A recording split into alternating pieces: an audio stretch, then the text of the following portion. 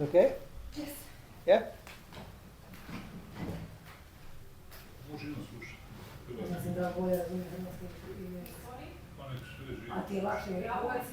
for you to say one sentence and then... Yeah, then we have to go like that. Simultaneously, yeah, but Yeah. that would have been fast. I can also try to be a little bit slower, then one can go simultaneously. What is better? You decide. Go sentence by sentence, that will... Yeah. Yes. 4 hours, 2 hours is not. Yeah. Yeah, maybe a bit slower so I can catch. Да. And we can sometimes summarize things. And if there would be some problem, let me know, okay? Yeah? Sure. I tend to be fast and make jokes. Yeah. And then that drives translators crazy. And the joke is very important. Yeah, joke I would more important.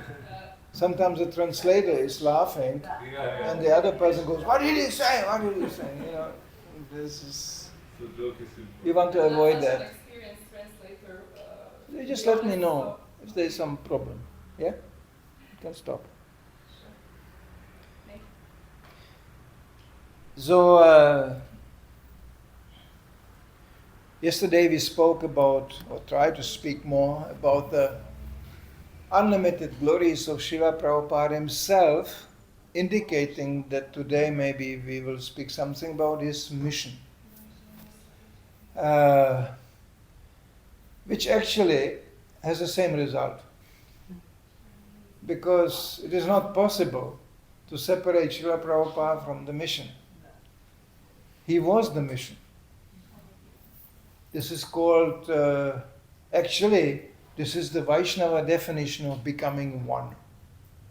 One in desire, one in mission. And simultaneously, we are different. Which is from a material point of view not possible to understand. But it's completely logical. Krishna says in the Bhagavad Gita, we are eternally individual persons, individual parts of Him. So, mission is a purpose. Srila Prabhupada had a purpose. He didn't came accidentally or because he felt like that. Krishna consciousness is not happening accidentally and not because we just feel like that. Feelings are also there, of course. There's feeling, thinking, and desire. 3 levels which comprise together consciousness. Conscious person thinks, feels, and wants something. Some people say, no, I don't want anything. I never want anything. Well, there's also desire not to want anything. I desire not to want anything. You cannot separate desire and thinking and feeling from the soul. This is actually the nature of the soul. Whenever there is a soul, there is thinking, feeling, and willing. In whatever capacity. That's one of the reasons why we respect even animals. There's 8,400,000 of species, different type of bodies which the souls are accommodated with. And they all think, feel, and want. All of them. It's even proven that even trees, they don't think much. Very limited. Although it's good. It's good. Just imagine you will be an intellectual tree. You will think, oh, my God, all this tree, all the branches coming out with the leaves. Not very good. So Krishna is very merciful. Trees don't think much, but that doesn't mean they don't feel.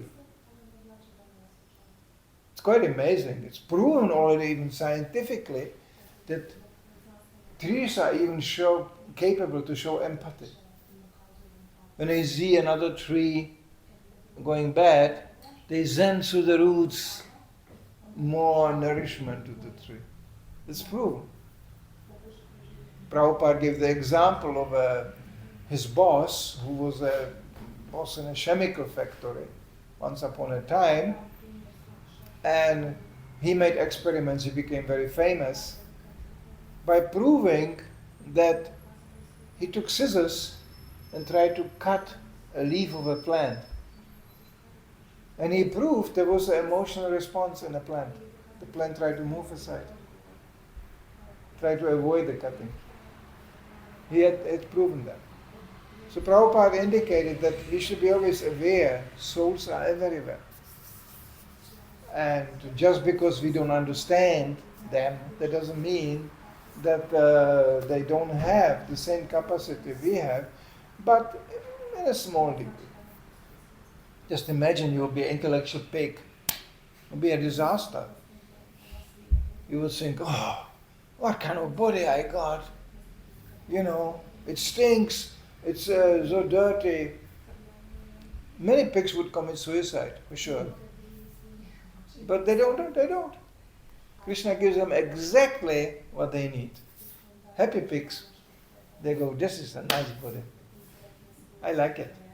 The taste, the desire, the thinking and the feeling is a piggish thinking, piggish feeling and piggish taste. And they're very happy. No, we are thinking, yeah, that's pigs. Well, you know, from Krishna's point of view and from a demigod's point of view, who are we? You know, we think, oh, this is very nice, this tastes very good. A demigod will think, oh, what are they eating? Disgusting. You know, we think we are very intellectual. Oh, there are much more intelligent beings in this universe. You just open Srimad Bhagavatam alone, what you find there on all kinds of levels, the knowledge being disseminated. Sometimes it's funny, people think this is imagination. Somebody imagined these books. It's just a mythology. Somebody imagined that. Impossible. These books are so amazing that you cannot even imagine them.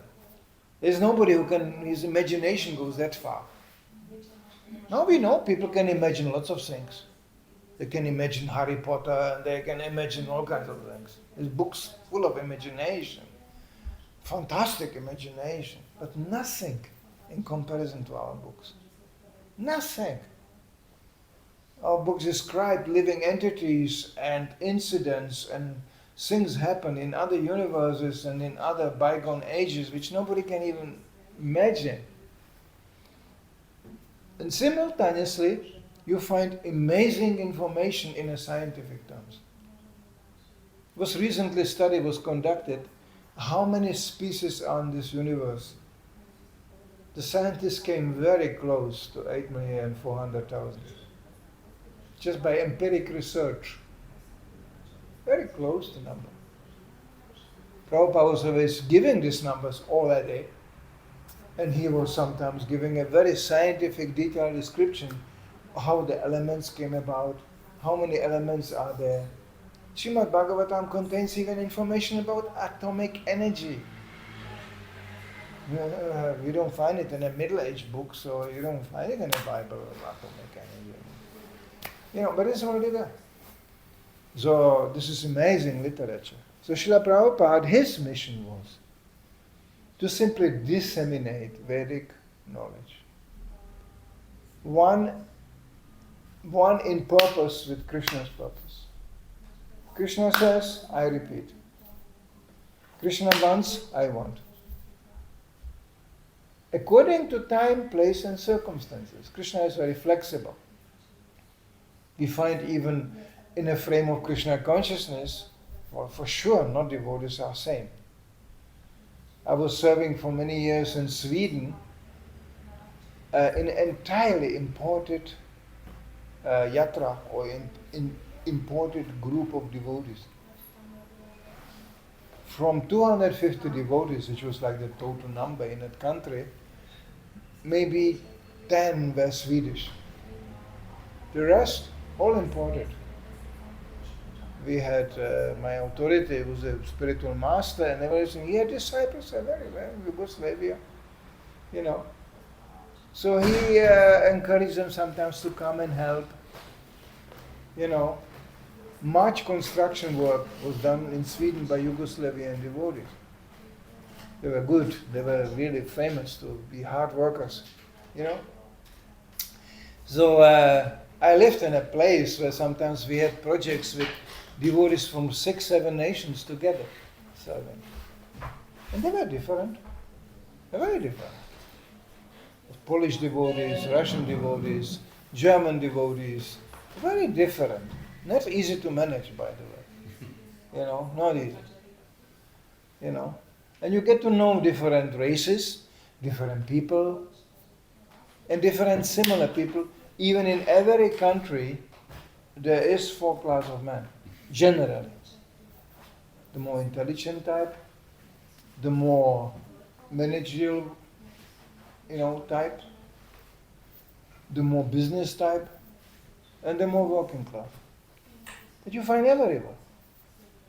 You find it even amongst Red Indians, you know, ooh-ah, ooh-ah, ooh-ah, ooh-ah, bang, bang, bang. But there's a medicine man, that's like the Brahmana. Then there's the guys with the, you know, spears, the warriors. Then there are those who will make some little trade, some maintenance, producing food, you know, like this. And then there are simple who just work. You find it everywhere, in various degree. So, this is what Krishna says in the Bhagavad Gita. I arranged for that. And there are mixtures, of course, yeah, there are like gray zones, sure. Yeah. There are actually, I'll give an example, there are actually people who are in administration like the Kshatriyas, you know, like the administrators and the managers. But they're actually just clerks, you know, like secretaries, you know, like this. But they are working in the same department. But in a Vedic context, there's another department actually, clerks, you know. They just manage administrative fashion. So, this is all arranged by Krishna, and all that variety, when you find such an amazing devotee, who is not only spiritually, but empowered, but also materially qualified. You need this for spreading worldwide movement from nothing, zero. Srila Prabhupada didn't came to the West with an established team of, you know what? I tell you a little secret. Srila Prabhupada, his plan was different in the beginning. His plan was to start the Hare Krishna movement in India. It was called the League of Devotees. When you read the constitution he wrote for that movement, it's exactly ISKCON. But he thought that I will start a little movement in India with all the departments which are needed being trained Indian devotees. Perfect cook, perfect pujari on the altar, perfect preacher, perfect mridanga player. You find it in India. So he wanted to collect a little movement like that, and with that movement come in the West, so the Western people can see immediately, that's how you worship, that's how you preach, that's how you cook, that's how you know. But it didn't work. Prabhupada made even advertisement in a newspaper. He even made the advertisement. You have so many children. Children is no problem in India. You have so many. So give me one son. I will train him to be a perfect Brahmana. It's an honorable position in India. Nobody gave anything. That didn't work. So Prabhupada finally said, well, I have to do it anyway. So he went alone. Completely alone at the end of his life, you know, finding himself in a country he never was, surrounded by people which he never met, totally culturally estranged. Prabhupada never saw snow in his life. And he wondered, what are these people doing here? What to speak of eating meat and everything. This was completely unthinkable for him. So sometimes Prabhupada was just amazed. He said, what are they doing? Where did I end up? It's like, if you tomorrow wake up and you end up in Amazona in a jungle. So what will you do? It's a dangerous place. You don't know anything. You think this is a branch of a tree? No, it's a snake. There's poisonous creatures, there's everything. Well, you will be quite intimidated. Srila Prabhupada wasn't. He said, this is what my spiritual master told me. That's his mission. And finally, I came to the point in my life. I can 100% serve his mission. Before, Prabhupada was a responsible householder. He felt great difficulty because he felt responsibility for the family. He said, how can I leave the family? My guru told me to go and preach to English-speaking people. How can I do that? I have children, And Prabhupada was very dutifully making money and providing for his family. But it came to a point, it was so evident, it's impossible. It doesn't work at all. Sometimes Krishna arranged such situations. You can almost speak to any older devotee, and he will tell you from his life. I found in my life situation which was so difficult that I realized, well, I have to do something. I cannot stay like this. I have to change my lifestyle even. I have to change the location even. And later on, he remembered, that was Krishna's plan. There was a purpose to it.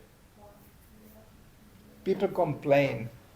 Why God, the all-loving God, and He induced so much pain. There's so much pain around us. So what kind of God is this that He allows so much pain? That's one of the arguments of the atheists. First of all, God doesn't create pain. We do create pain by our stupidity. And we expect Krishna go along with that. We will do any stupid thing and God will love us. No, Krishna will not do that. There's laws, there's rules in this world. Otherwise, the world wouldn't work. If everybody would just do his thing and Krishna will go along with that, well, just imagine that chaos. So there's laws. Like simple, gravity. That's a law. Everything is now standing here. Just imagine Krishna will say, what do you want? Well, I would like everything more flying, more light. And Krishna will say, okay, then tomorrow there is no gravity. Can you imagine what a chaos that would be? The cupboards flying here through the space and you couldn't even walk. You will be just, everything will be flying. Just a simple example. So Krishna will never change gravity. That's a law. If you want, another place where there is not much gravity or no gravity at all, there are places for that too, in Krishna's creations. Actually, as a matter of fact, the more you have not only human consciousness, but spiritual consciousness, the less regulations and restrictions will be there. Prabhupada went so far even, he said, we are right now living in jail. This is a prison. But it's so wonderfully arranged by Krishna that people think, it's a wonderful prison. I don't want to get out. We got so used to this, we think this is so wonderful here. And now we are like on a Croatian coast, people come here to enjoy. The local people, they don't enjoy so much. Because they were born here, for them it's like, oh, wow, nothing special. But the tourists come and go, now we are the ocean, we are enjoying. But the local people, they know that the ocean is not always enjoyable, you know. And actually, what do you want to enjoy in the ocean? With this body, it's very temporary, very limited. You can swim. How long you can swim? No, you have to come back and get out. People get diving. I have to dive. Well, when the oxygen is out, you have to come up. And this is not really, there's problems. In Croatia, you can step on this, the black poisonous creatures there. Oh, that hurts. Sometimes a little shark is coming. Yeah. So it is so evident. This is not even here, not really a natural place to be. And this is the meaning of pain. Krishna allows pain, is a warning. Sorry to be a little bit more personal, I tend to do this. We have here a lady from medical profession. So this is a realized, now she should speak, not me. So how much pain she saw. So much pain. And people sometimes go,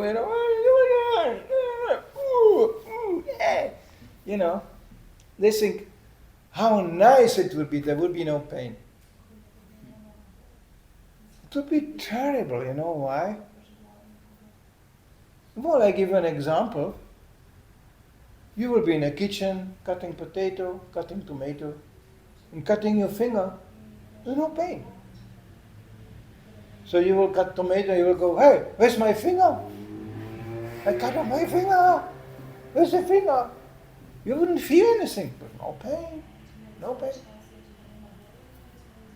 But Krishna arranged so nicely, as soon as the knife comes close to the finger, it's a warning. Pain means warning. Don't do this. Get out of there. Now some people say, but my whole body is full of pain. Oh yeah, that's right. Get out of it.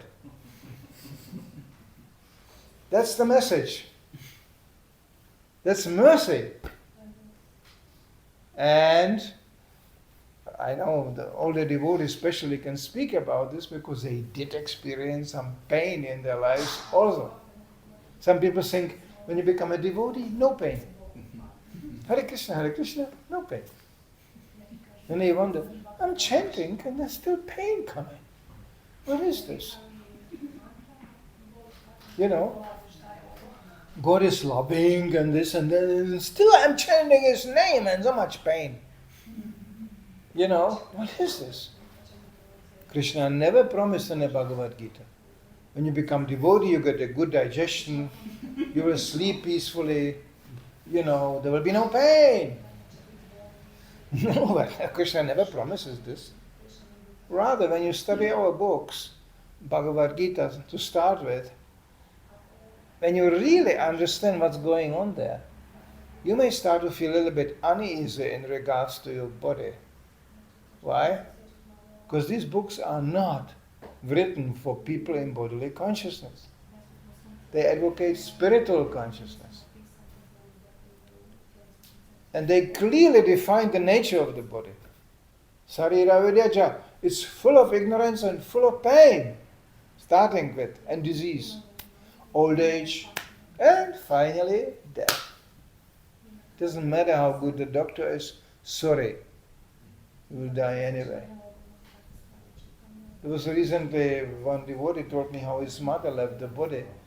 She finally went to, here in Croatia, she went to the doctor and he examined carefully and he said, pray to God. He was not a devotee, but that's the only thing he could say. Nothing more to do. She died in 3 months and that was it. He couldn't do anything. Yeah. So this is the nature of this world. We have a clear information. Of course I could just become now Czechs, I come from that country, they always make jokes, even about dying, all the time. It's really strange people, you know.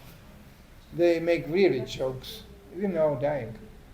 There was one man, I knew personally the man, and he was old, and he got diagnosed that he may die soon.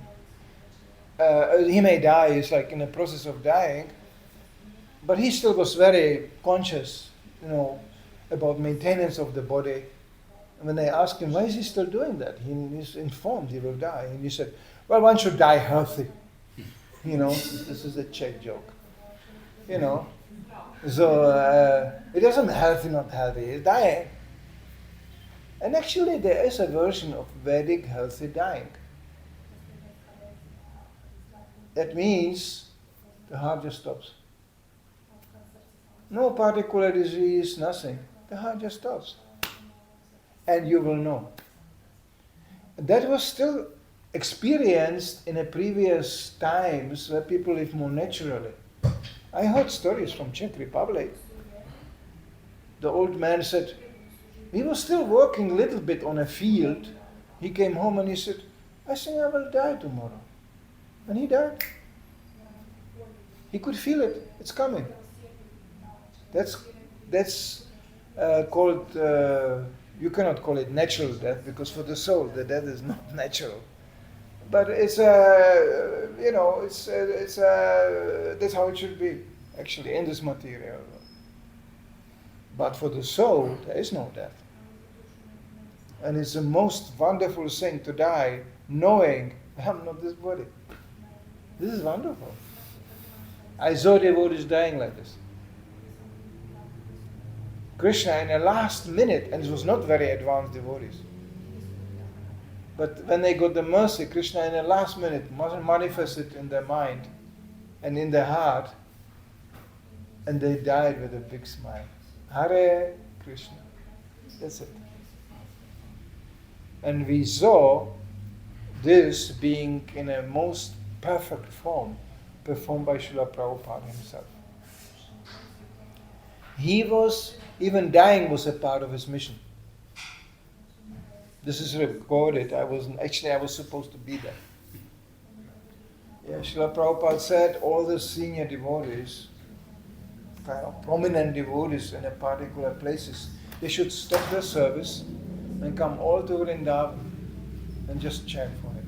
And he wants to die like this, surrounded by his devotees.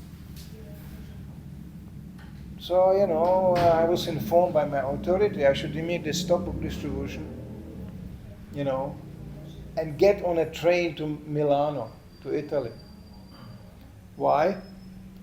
Well, because that was the place I could get the fastest way visa for India.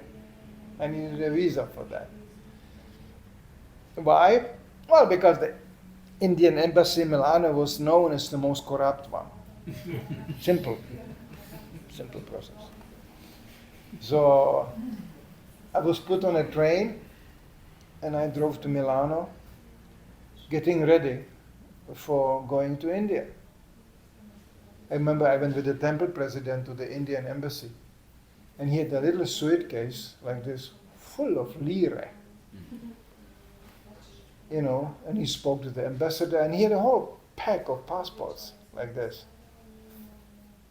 And and he left it there. He spoke something in Italian I couldn't understand, and he kind of forgot the suitcase with the lira there under the table, and we left. You forgot. I told the temple president, "You forgot your suitcase there," and he said, "No, I didn't." So that was the system. Okay. Next day I had a visa, my passport, and I was getting ready to fly to India. Next day, I was sitting in the temple president's office in Italy, in Milano, and a phone call was there. His phone was ringing, and it was my authority, my GBC, Hare Kesha, was on the phone, wanted to speak to me. I'm going, wow. Pick up the phone and said, yes. And he said, you don't have to go anywhere. Srila Prabhupada left the body yesterday. And I was just...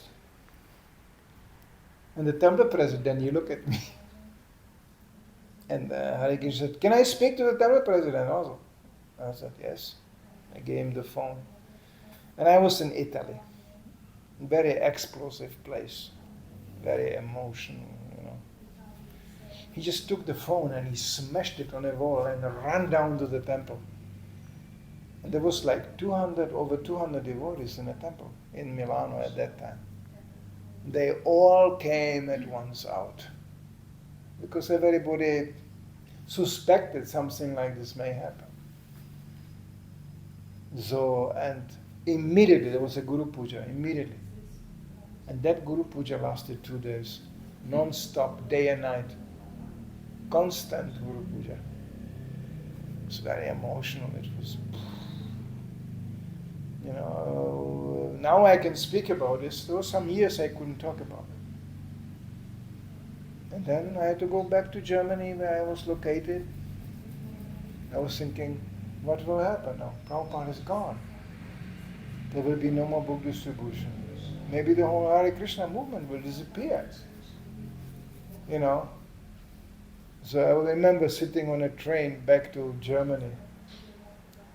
This is a feeling of a total emptiness. I mean, for me, the whole world was just a completely empty, useless place. You know, and I remember I was sitting in this coupe, you know, in a train, and some people always came in, you know, "Excuse me, is that place here free?" I said, "No!" I couldn't even see even people. I saying, how can they go on with all this? Prabhupada left and they're all doing like nothing happened. I was furious. I was completely emotionally out of control. So I drove it alone in this coupe all the way to Germany. "Excuse me, place free. Get out!" You know. And finally, I arrived in Germany. I was thinking, well, how is this going to be in a temple? There were, you know, 80 devotees in a temple. So I was going, oh. And I was shocked. I came in a temple. They already had a feast. And everybody was packing the cars, like, and we go out and preach. And that was very relieving. I was going, oh, the Hare Krishna movement still goes on. So I packed my car too, with books, went out and was going, how can I distribute books when Prabhupada is not here anymore? So I took the book, went to the first person, and he bought the book. And I knew Prabhupada is here still. There is Vapu, personal association with the spiritual master. But much more important is Vani. That's the service to the mission. That's where spiritual master is really present. And even today, when I really want to come close to Prabhupada, I feel like then I go on the street, distribute books. And immediately I feel his presence. He's close.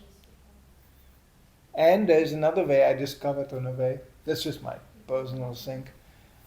I am finding Prabhupada in the hearts of those who serve him.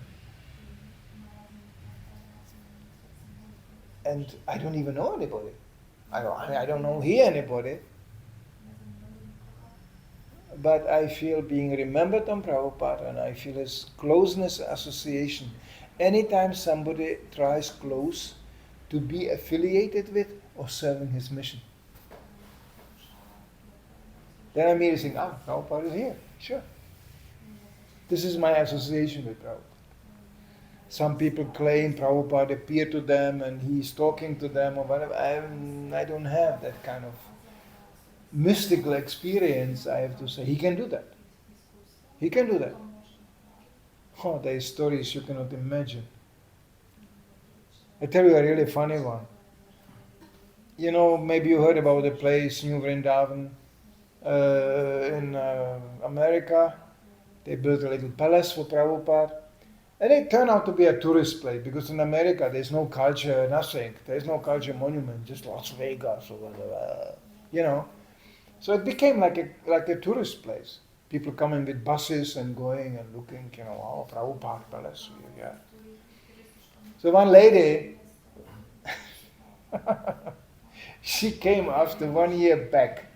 She was visiting, and she was going on a tour through the temple and everything, and then she saw Prabhupada's murti sitting there.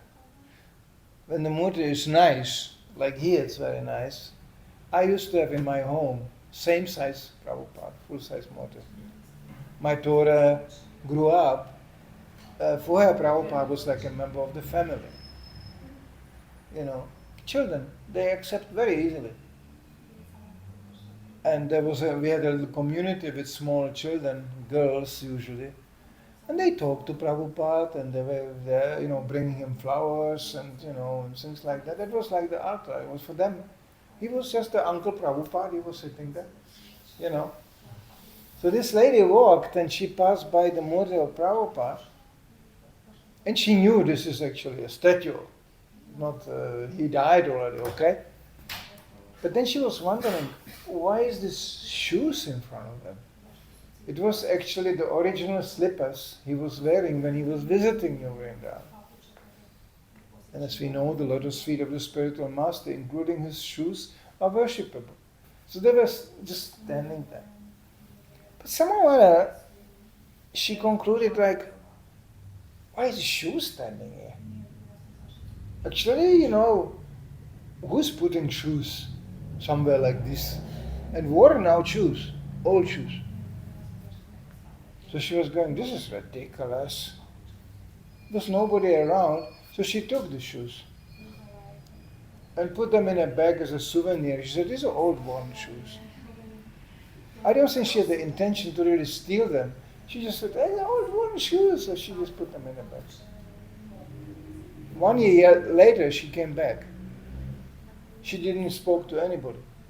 She came back on her own, came immediately in the temple and put the shoes back. And devotees were wondering oh yeah, we were missing the shoes. Where did you find them? She said, well, it looks like I stole them, but I had no intention. I was just thinking some old shoes.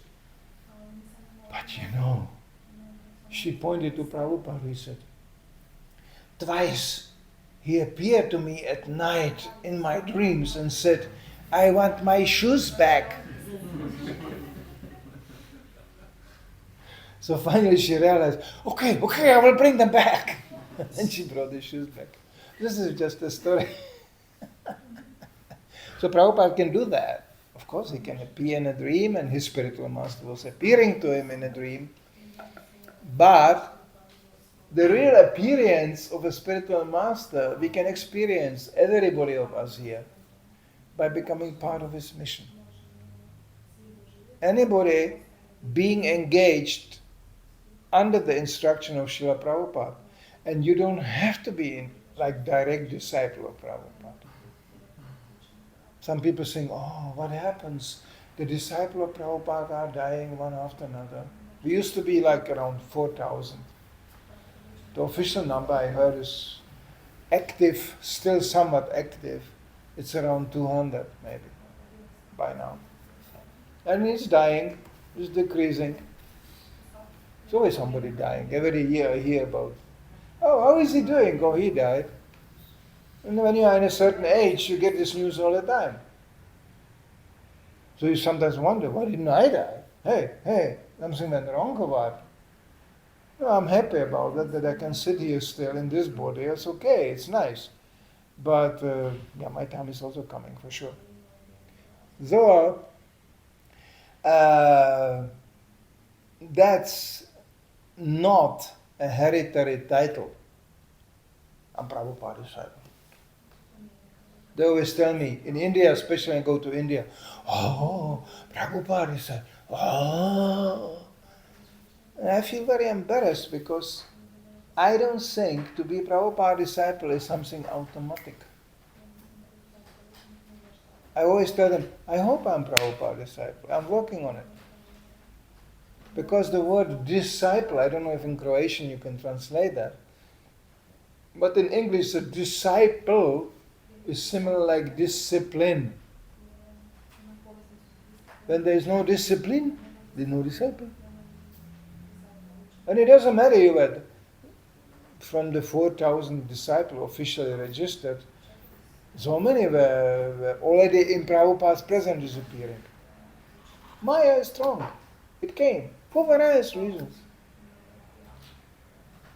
And this is happening. This is Krishna consciousness means a war declaration on Maya, on illusion. And Maya will come back on you. She will test you. There's temptations, you know. So if you want to survive and stay on the path of Krishna consciousness, one has to pray. And one has to always listen. Always keep the ears open. What did Prabhupada say?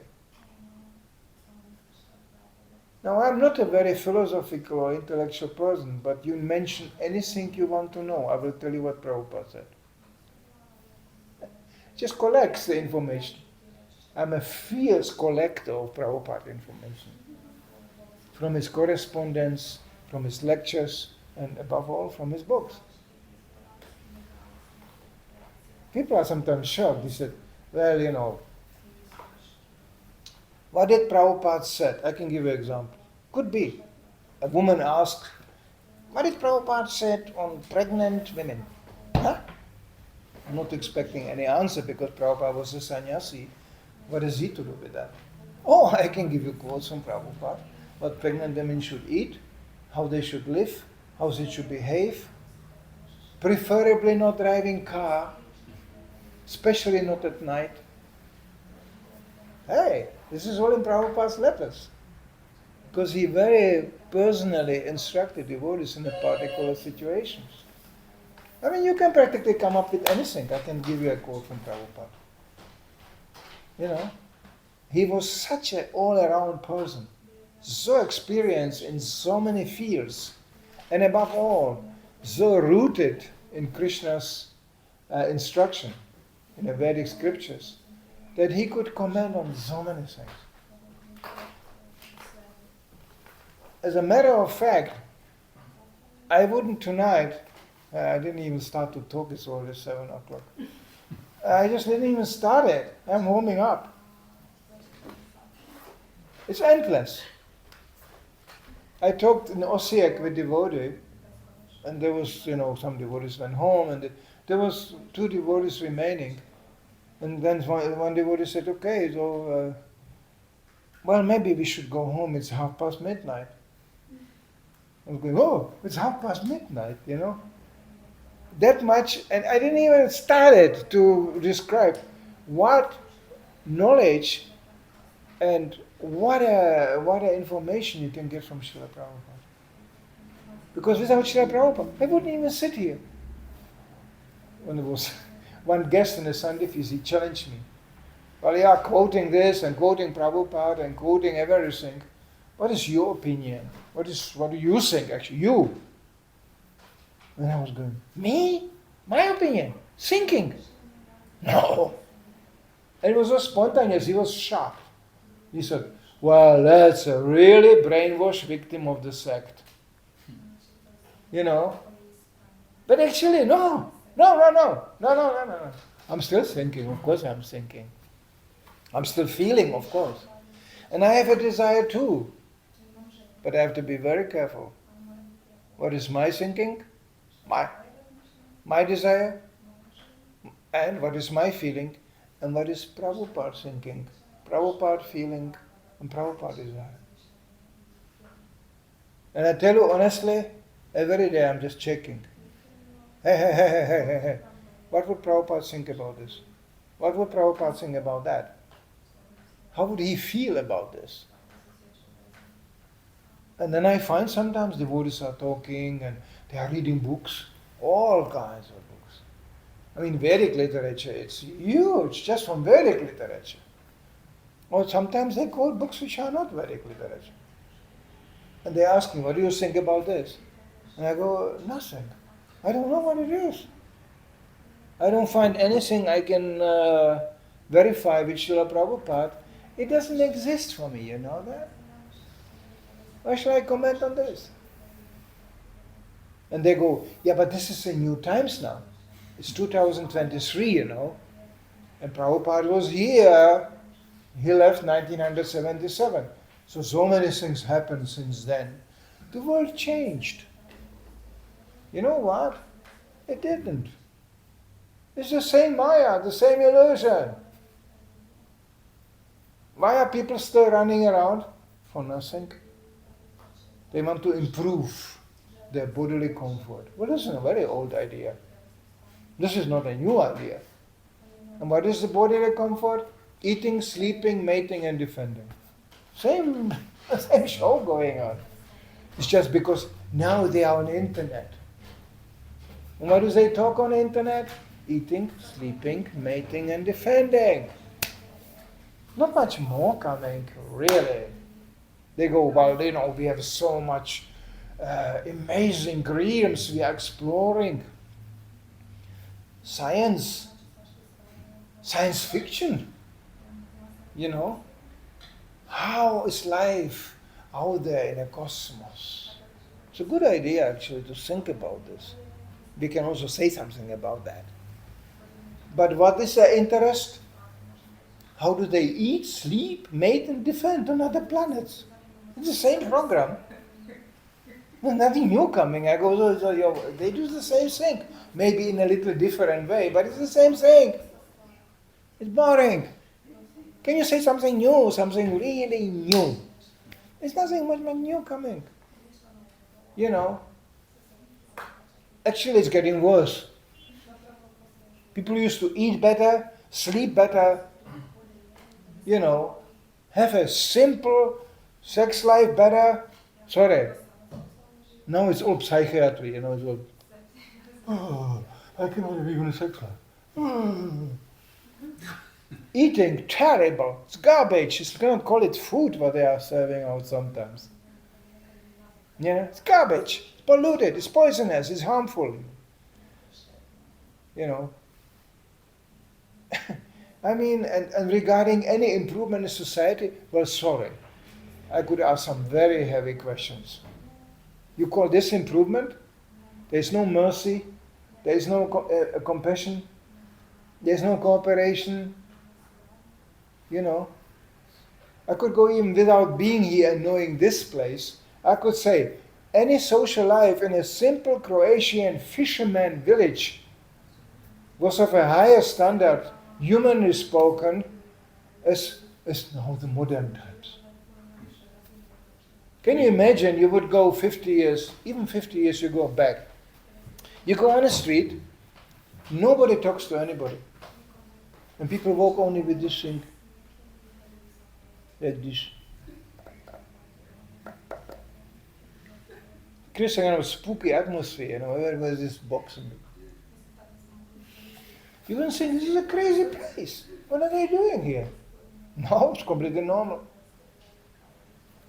In Sweden, which was like the pioneer country for this kind of development, digital technocratic development, you find the whole family in the evening sitting together like this. You know, the daughter is on Facebook. The father is, you know, on Twitter. And they have 5,000 friends. But they don't even talk to each other. You call it improvement? You think this is advancement? Like when I was, unfortunately, many years in Sweden, but when I come here to these parts of the country, Slavian part, starting just, you know, to Poland. I come from Sweden to Poland. Yeah, I feel like, yeah, it's Maya, but it's a Polish Maya. You know, Swedish Maya, or if I would tell you Swedish Maya, you would think I'm crazy. I invented the whole thing. No, I didn't. I lived there for 28 years. I know what I'm talking about.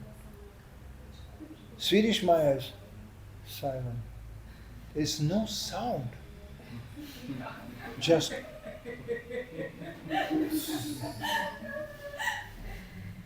they cannot even say I love you. They think they love you. And you must understand that and think the same way. And then kind of in a telepathic way, they unite.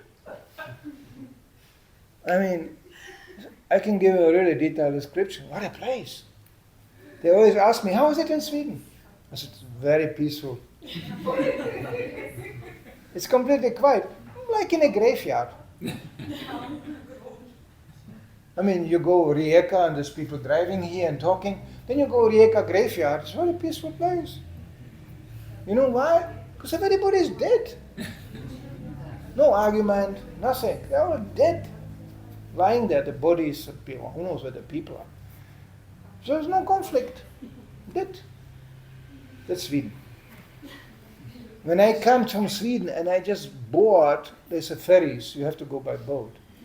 So, so I come on a Polish ferry, boat. It's so shocking. It's only mostly Polish cars coming up, Before they get even out of the car, they go, the boat is just vibrating with its voices. All the way, 5 hours, 6 hours in our boat. It's just, they never stop. And they are not even Italians. They are Polish. If you want to get the real thing, you have to go to Italy.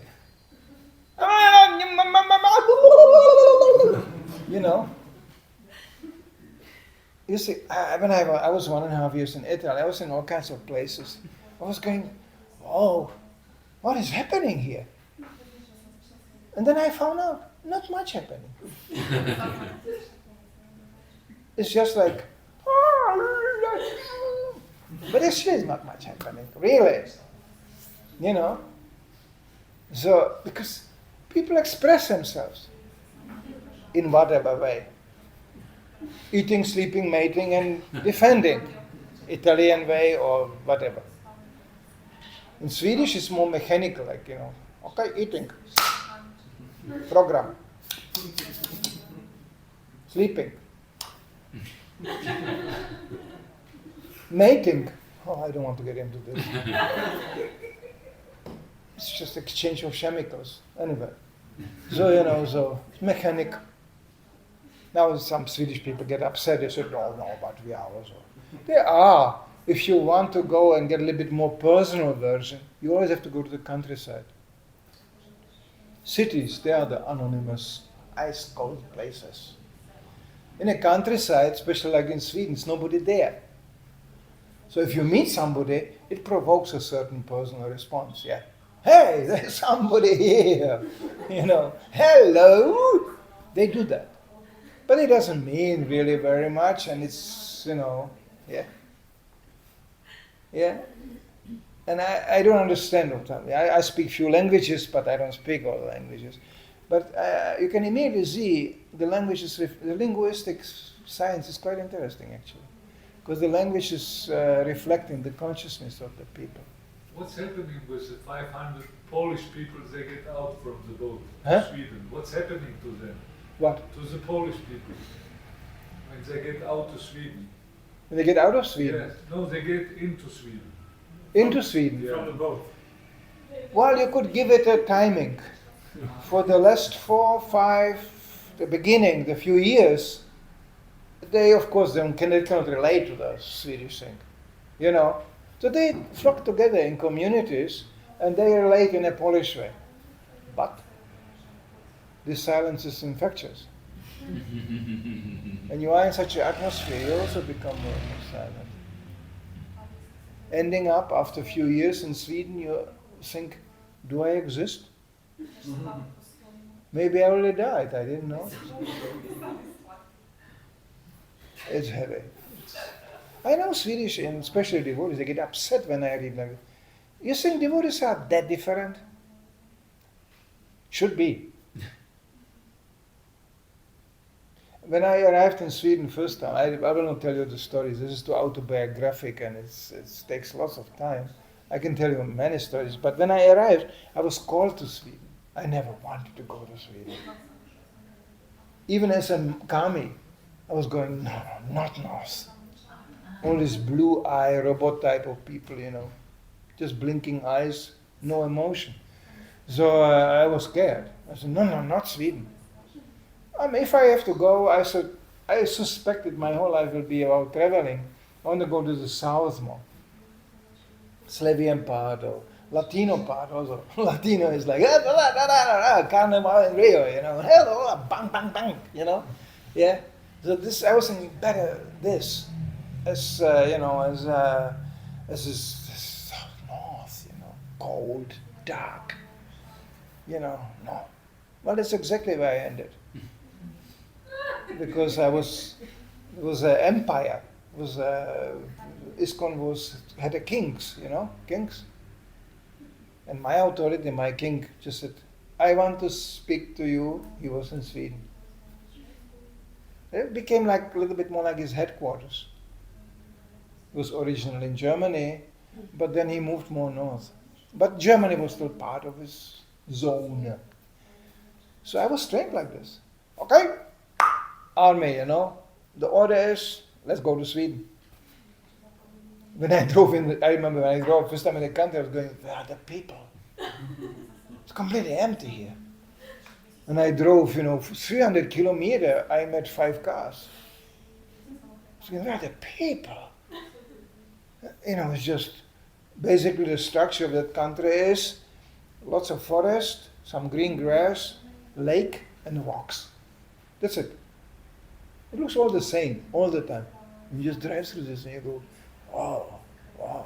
I always thought if I want to disappear, this is the place to disappear. It's really good. So I arrived, after 600, 700 kilometers I arrived. That's just a little part of Sweden, okay? It's 3,500 kilometers long. So I just arrived in Stockholm, and I didn't know where I am. I just there was no navigation, nothing. So I stopped, I called, I had a phone number. Where is a place called Krishna's God? I knew it's devoted to some little like castle, like little thing, close to Stockholm. So I was going, where is it? So there was a devotee, picked up the phone and said, you have to drive like this, and you get off the highway like this, and then you come here. So I found the place. I was going, I'm coming to the temple. And it was just a nice kind of old estate, like a little castle standing on a hill. And I just came the road up, parked the car, and there was nobody there. I said, wow, they all left. The place was full of devotees. So I walked in, just the hallway, and I was like, where is everybody? Because I want to introduce myself. Hello, I was called here, I have to speak to Harikesha. Ooh. And then nobody was there. So there was rooms, so I just knocked on the door, opened the room, and there was a devotee sitting on a computer. He was going, just looking at the screen. He was going, Hare Paul, I'm Manidhar, I'm coming from Germany. And I'm supposed to speak to Harikesha. And he was like, and he stopped. But he didn't look at me. He was going, okay, he's busy, I will not disturb. Then I closed the door. And he was continuing.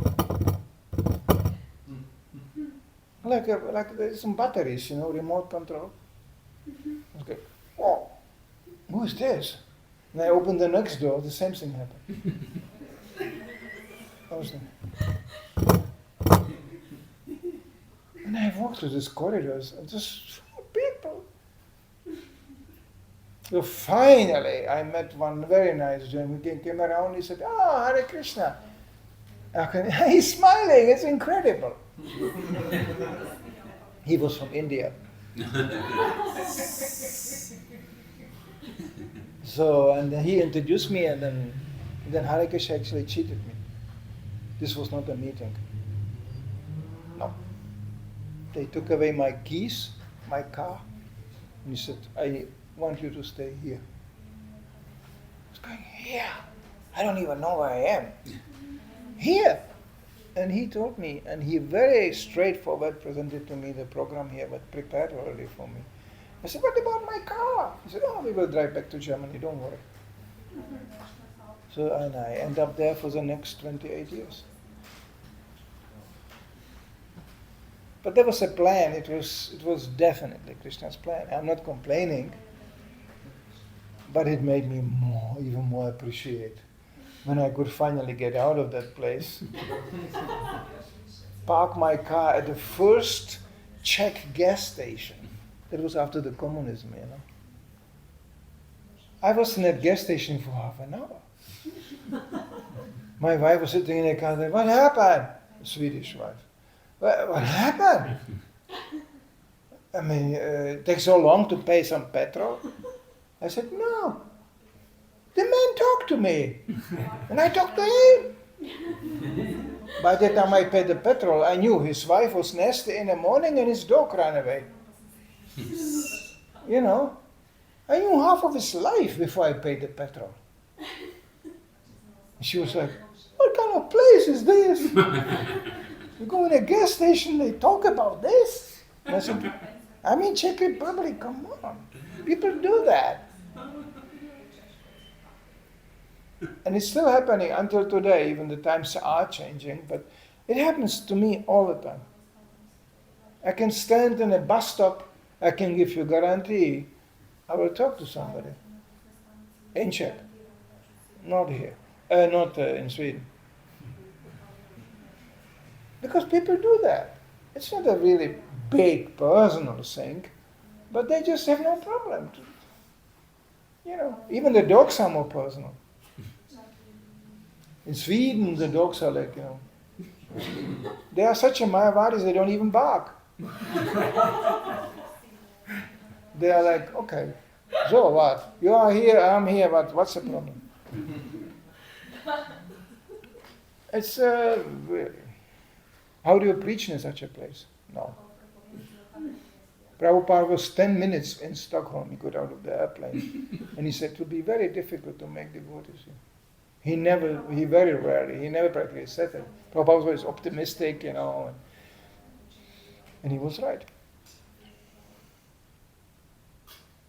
In the last 40 years of existence of that yatra, if you would count it down altogether, maybe 20 devotees joined, maximum. And so much preaching effort was done. So much book distribution, Harinam, everything. And I have to say quite honestly, the only one who did it and who was personally involved was the ladies. It's mostly in most of the countries you go. Men are not usually that social beings. Men are like, "Okay, let's go." You know, park the car, watch TV, football, you know. Oh, Croatia is playing good. But it's the ladies who are always like, you know, they are the social internet. Always like that, in all countries. And that can be used in Krishna consciousness. Prabhupada knew that. And that's one of these things he did, an absolute revolutionary thing. It was never in the history of Vaishnavism done before. He put women in frontline preaching. Because he found himself in a culture environment which was unheard in India. Nobody could even imagine. There was, you know, and hippies, 60s, you know, women on the street, growing up on the street, roaming around, free. You know, in the 60s, the population of America really rapidly increased. There was a famous festival called Woodstock Festival, where spontaneously a gathering of this generation of people happened, that they had to declare a national emergency. There was army and police. They said, "What is this?" Few guys just rented a big piece of land, put up a big stage and invited quite known rock groups. And almost 1 million people arrived. No roads, no parking, no kitchen, no toilet. Just, they wanted to charge entrance, but these crowds just leveled the fences around with the ground. So they declared the festival for free. They were saying, okay, we are bankrupt, it doesn't matter. You know, it was going on for 3 days. I mean, nobody ever saw anything like this before. And these kind of people, just in America, it was like, I heard stories from devotees joining from those days. Devotees, like, I remember one devotee told me, you're studying in a university. And his friend sitting next to him said, you know, I think what they are teaching is a complete garbage. This is useless. I don't like it. And he said, in the afternoon I saw him standing on a highway with a sleeping bag under the arm like this, hitchhiking direction San Francisco. He said, I never saw him again. That's it. People were just, everybody was on the move. The Prabhupada entered such a scene. And then Matajis, Vedic culture. Come on. This girl is coming from Texas. They just put the gun in a corner, go down from the horse, and he said, I like Krishna consciousness, I want to join. And Prabhupada saw this, was going, bup, bup, bup, bup, bup. For him, already lady sitting on a horse was a hilarious sight. He laughed, Prabhupada said. He laughed. There's only one moment a Vedic lady would sit on a horse. That's at the point of her marriage, actually. I saw marriage ceremonies in India. The bride is sitting on a white horse. Yeah, just they put her there and then they put her down again. But Western women, you know, and then gun in her hand, you know, hey, you know, that's the Mataji from Texas. Prabhupada saw this. He was like, okay, what do you do with that? And they wanted to join. At least the same amount like men. So Prabhupada said, we have to do something with it. So he invented even a word for that, brahmacharini. Brahmachari, that's the celibacy monk, and brahmacharini was the celibacy nun. And they asked him, what is the difference? Prabhupada said, no difference. Same rules, same service, all preaching. And I can say it publicly, it's recorded. Without this Mataji joining and doing service they did, you would not see the ISKCON of today. They did fantastic service. Prabhupada saw it. In preaching field. You know, and that was not the kind of feminism we see today coming up. No. You know how I know all this? I managed the whole thing. I was a manager. I was a celibacy monk managing 20 girls. Really? Where do you find in a Vedic scripture such a thing? And then the big brahmachari went out and with 20 ladies and they were just, you know, preaching. It doesn't exist. But Prabhupada had to do something about this. So, and he quoted Bhagavad Gita. Krishna says, everybody can go back home, back to Godhead. Even women and Shudras. He mentioned this. So, no discrimination on that level.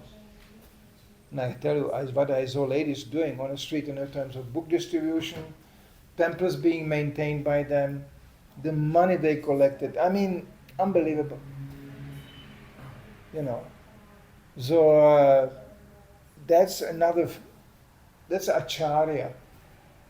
There are two kinds of acharyas. The ones who maintain the mission, they just repeat what the other acharya said and maintain the standards. And then there are those who break into another dimensions, another fields, and expand the mission. That was Srila Prabhupada. Absolutely exceptional. Why? Well, there was not much of Krishna consciousness in Rijeka before Srila Prabhupada came. You know that? Why? Well, he didn't come yet. You should always remember that. We are here only by His mercy. I don't want to be too personal today what happened to me in a car, but this is for me, Prabhupada. People relate to me like hoping that I can reflect peace of Prabhupada. So Prabhupada is the one who is actually really preaching. And now I'm praying just to be a little bit like a little mirror, like little reflecting a little bit. His amazing personality. And if I manage, I can reflect on this much, and people go, wow. I hope this was nothing. Just a little piece of Prabhupada, just like that. If you reflect in the mirror, it's nothing. Just imagine you get a big mirror. So Prabhupada glories and his personality is endless. It's amazing. Even amongst the acharyas, there are no examples somebody expanding the mission of Lord Chaitanya to such a degree, such an extent, to so many countries all over the world. There are devotees by now even in the Arctic. Yeah, I heard there's in an Arctic there's devotees. It's getting a little bit warmer there. So, now they're practically everywhere you go. There's devotees. And we should always remember that didn't happen before Prabhupada got on that boat and was going. And there were attempts to preach before too, yes. Bhaktivinoda Thakur, he was sending books even to the West already. They found devotees in the libraries in Canada or in America. They found some of his books there already. So it was like the attempt was there, but it was very limited. And this is the strategy, step by step. Krishna and Lord Chaitanya expanding Krishna consciousness like that. But such a big push Prabhupada gave that was never seen before. Bhaktisiddhanta Maharaj, he was spreading Krishna consciousness mainly in India. But he already had a Western disciples. I met one actually. I met a German Prabhupada godbrother.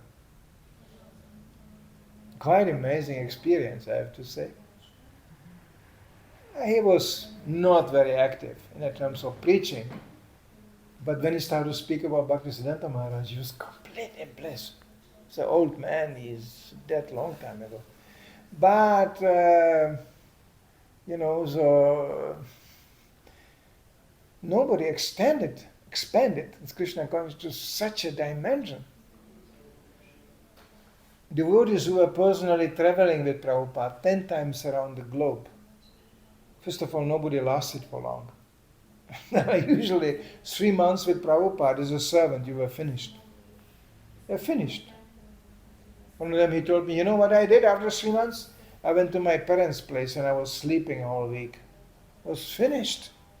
But Prabhupada just kept on traveling. Those who try to travel like this, they know it's very demanding. Different diets, different climates, different time zones, And Prabhupada always was translating his books along with that. If you translate books, you usually go to some place, and sit down and do it. No, Prabhupada was traveling all the time.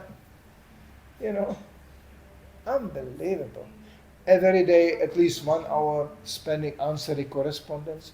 I didn't met one of my godbrothers or godsisters who said, I wrote Prabhupada a letter and I didn't get any answer. How did he do that? He was traveling, And this correspondent was catching up with him always, like, blah, blah, blah, blah, and they were sending it further. Oh, it arrived in Los Angeles, they sent it to Bombay, And as soon as the letter arrived, Prabhupada answered. Very responsibly. Amazing. Now we have internet, it's so easy, blip. And so I hear devotees saying, well, I didn't got any answer. It got somewhere lost in this, ocean of emails. I don't know. It's quite amazing. Prabhupada, in all regards, what he did. So we should always remember that. And it's not difficult to become part of Prabhupada's mission. It's not a privilege of a few initiated ones. Anybody can do that. How do you do? Well, Prabhupada said something shocking which was not often repeated on a certain point. I was trained that I don't mean anything. I'm part of the mission is important, I'm not important. And you give anything what you have, your body, mind, words, anything to the mission. That was my training. And there was something Prabhupada said which was not often quoted. First, you save yourself. Sounds almost selfish, isn't it? Well, myself. This is. No. Prabhupada knew. If you are not Krishna consciousness fixed up, how do you want to help others? Now we can point in a direction. We can go, yeah, well, I'm not very Krishna conscious. That's what we do actually often. We point, please, there is Krishna conscious, Prabhupada's books, there's Prabhupada, please. That's good. It's called actually also a guru. He is a direction pointing guru. But still, in the ultimate thing, people will be confronted with us as a persons. And they will judge Krishna consciousness along our example. And that's all common sense. And that's actually in a material sense how materially motivated religions got compromised. How? Because the leaders were preaching, but they were doing something else. And people could see it. I remember one Czech lady, she told me how she got regularly visited by the local priest. And they know him, it was a man living next village. And he came always, and when he came, he always get something to eat. But one day he came, it was official, Christians also have it, official fasting day. Fasting day means you don't eat everything and he came and he was expecting big feast. So she said, but today is the fasting day. And he said, it's not a sin but comes into the mouth. It's a sin but comes out of the mouth. Very big piece of wisdom. He just want to eat, that's all. And she knew. He's cheating. Simple village lady, she know.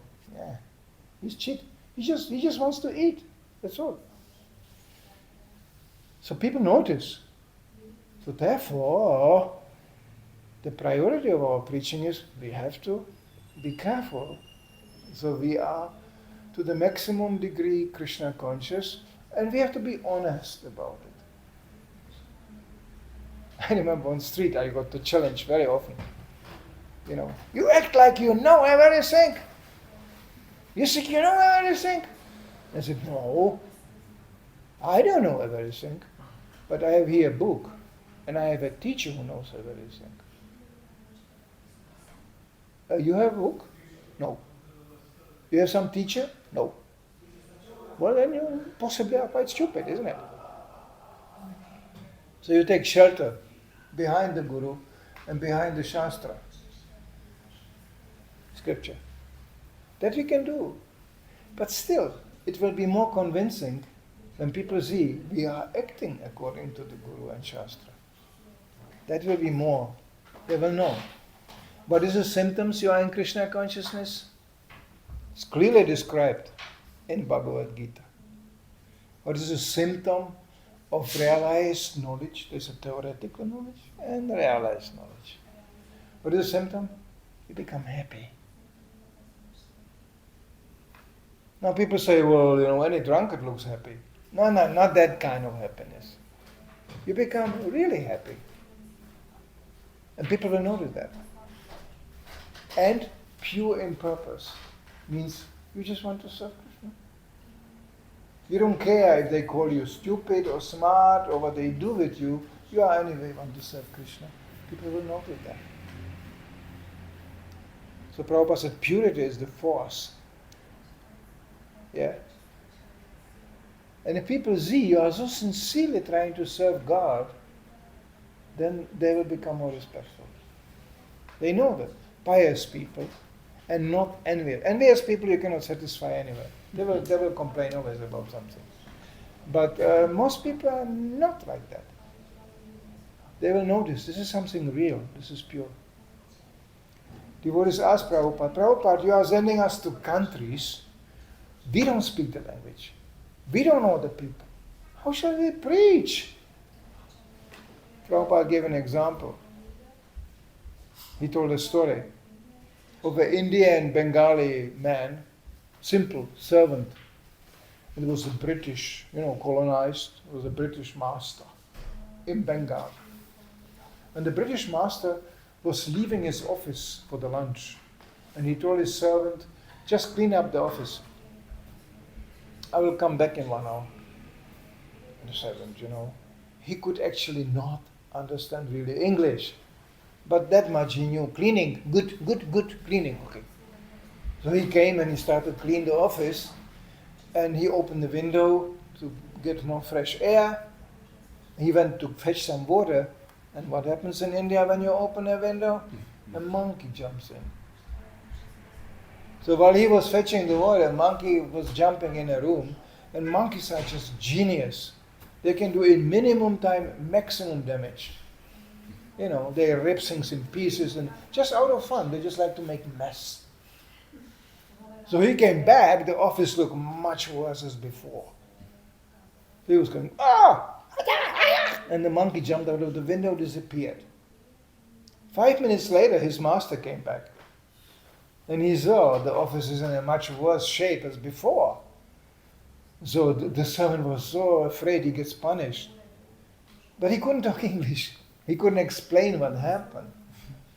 And the master was furious. He said, what is this? To this simple man, he didn't know what to do. So he jumped on the table. He was going, monkey, monkey, monkey, like this. And the man understood, oh yeah, okay, there was a monkey here. He said, okay, then clean it up. And then it was okay. Prabhupada said, that's how you should preach. You go on the street, you don't speak the language, you don't know the people. But you jump, Hare Krishna, Hare Krishna. And they will understand. Simple instruction. And of course, later on, Prabhupada said, you will find somebody speaking English. So then, he can translate for you. You don't have to learn the local language. Prabhupada was no. Krishna will send you people. Like I can hear, Krishna sent me you. I experienced this very vividly. I was around 1975. I ended up as one of the first devotees coming to Norway. It was a quite far place. It was not the Norway of today. Norway was a little bit like the old coast of Croatia here. Just Oslo was the capital town, but it was like a bigger fisherman village. People were so simple. It was beautiful. We came there. There's a background why we were sent to Norway to collect some money. Anyway, Germany was trouble. There was trouble with the police, and my authorities were saying, well, go to Norway and collect some money. So we did that. I drove, I never was in North. So I drove, to Norway. End up midnight in Oslo, with a car with 3 other devotees. 2 or 3? 3. And we didn't know where we are. Oh boy, if I would tell you the details, you would have a good laugh. Ending up 2 o'clock in the morning in Oslo, in a country I don't know anything about. All hotels closed, and we couldn't stay in a car because our car was packed with paraphernalia to distribute. So, so we said, oh boy, we need some hotel, some place to stay. And just next to the shopping street, there was like a little shopping street. I saw there was a hotel open, lights on, I was going, okay. So I went into the reception and there was like a funny, strange looking man sitting there behind the desk. And I told him, we just arrived from Germany and we need some room to stay. He looked at me, really? And I said, yeah, but with emergency we have no place to stay. And he said, okay, I have still some room left. So you just stay here in the corridor, you go, and at the end there's a room you can use. I think it's a strange hotel. But we were tired, we were going, okay.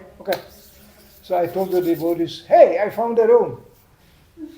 We were brahmacharis, monks. So we didn't care. We could sleep like on top of each other, We didn't care. So it was a small room. So we we emptied out actually the car because we were afraid somebody will come in the car and steal something. So we loaded the whole room full with boxes, in front of the man, and he kind of didn't want. We were crowded in that room, and we went to sleep. And I told him, well, we want to stay actually for 2 weeks. He said, okay. He said, we come tomorrow morning, we do the paperwork. So in the morning, the devotees were still chanting, in the room. And I went to the reception, I realized, it was light already, I realized, this is a very funny hotel. The man wasn't there, he was in the kitchen, so he came out. And when I was standing at the reception, almost a half-naked lady came down the stairs, passed me by and talked something in the kitchen. When I was going, she was practically naked. She walked up, and then another one was up there, and I realized, my God, we got accommodated in a brothel house. 4 monks in a brothel house. I was going, and I went immediately to the devotees and said, Prabhupada, we have to get out of here. This is a brothel house, And they were like, are you nuts? We have to kind of carry everything back to the car? Come on, we are next to the shopping center. It's a very good location, I was going, okay, you're right. It was not so expensive even. So we stayed 2 weeks in a brothel house. We couldn't care really less because we really were fully focused on the mission. It was crazy. I think about this. We were young, But we didn't care. And the first day I went on the street, I realized nobody speaks English here. Jaka pretalite norska okso. And they were all like, norsk. Ja preta bare norsk. Ja preta inte engelska. And I was like, and then 10 minutes later, there was a young boy standing there.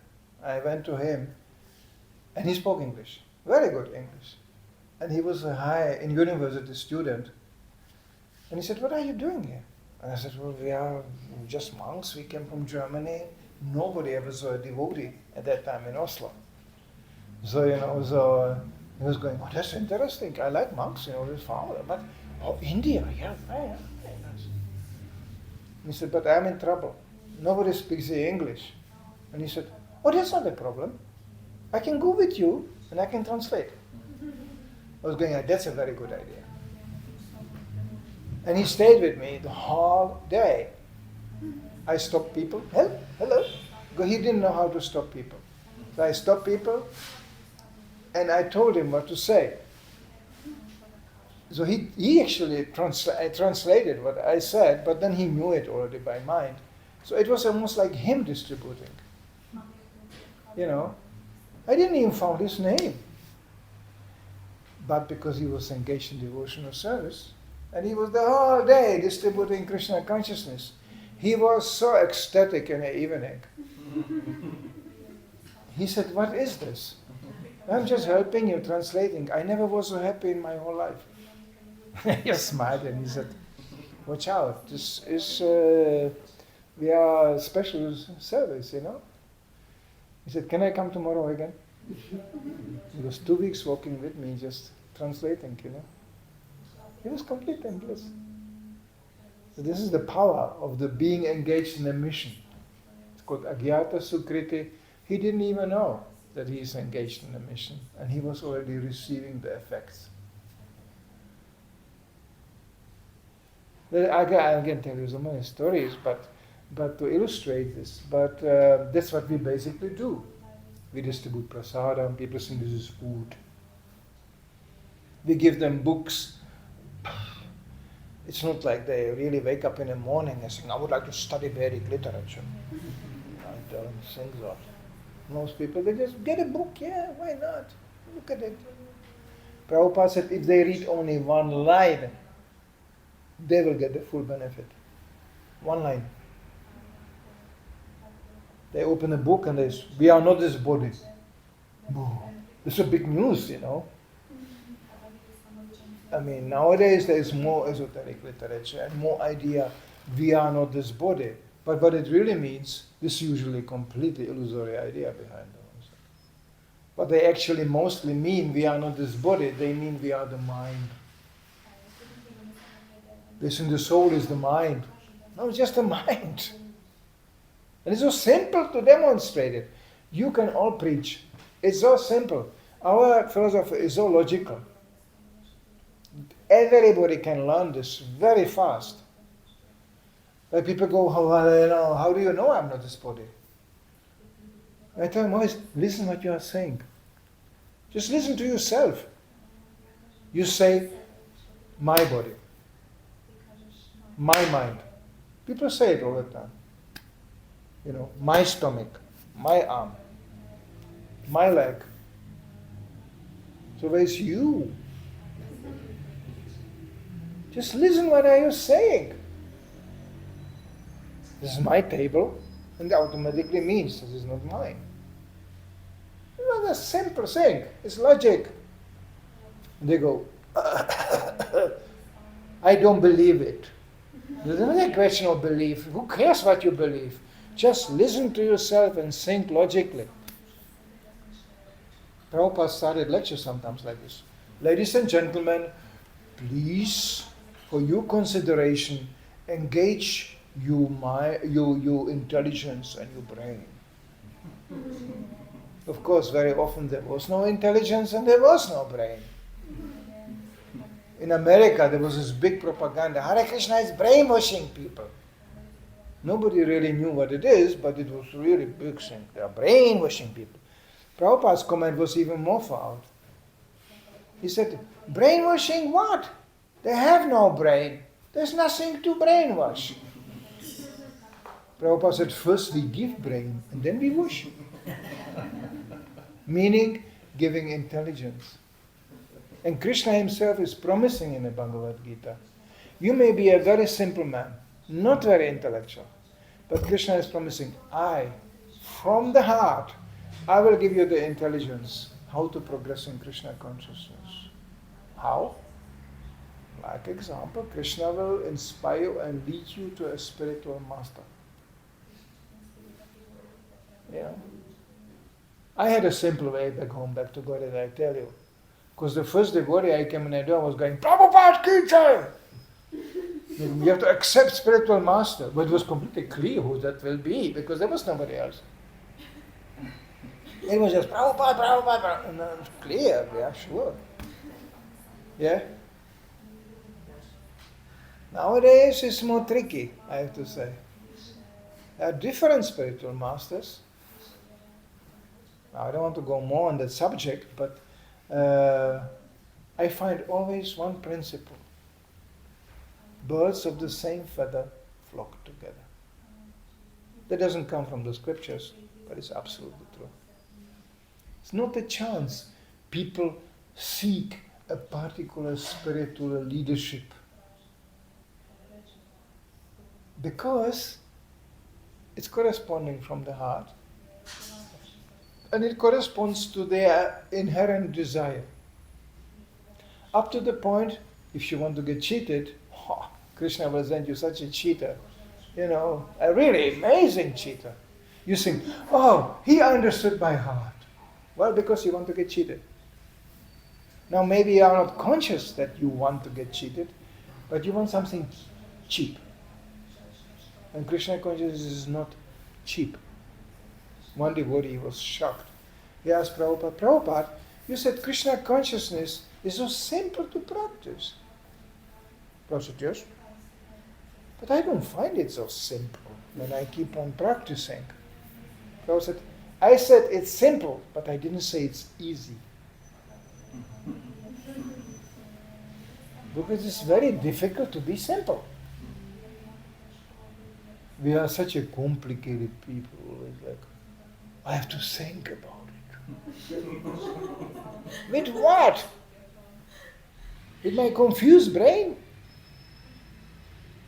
That realization has to come to a sincere devotee. I have to say honestly, I had it when I walked in the door. I never took drugs, I never was in this, but I was a good speculator. You cannot imagine, but I could imagine. And I was surrounded by people who were worse like me, called artists.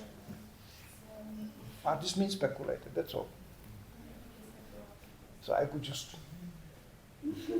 could imagine, and when I was running out of ideas, somebody came and brought more ideas. We could sit the whole night just speculating. Mutual inspiration. I think like, wow.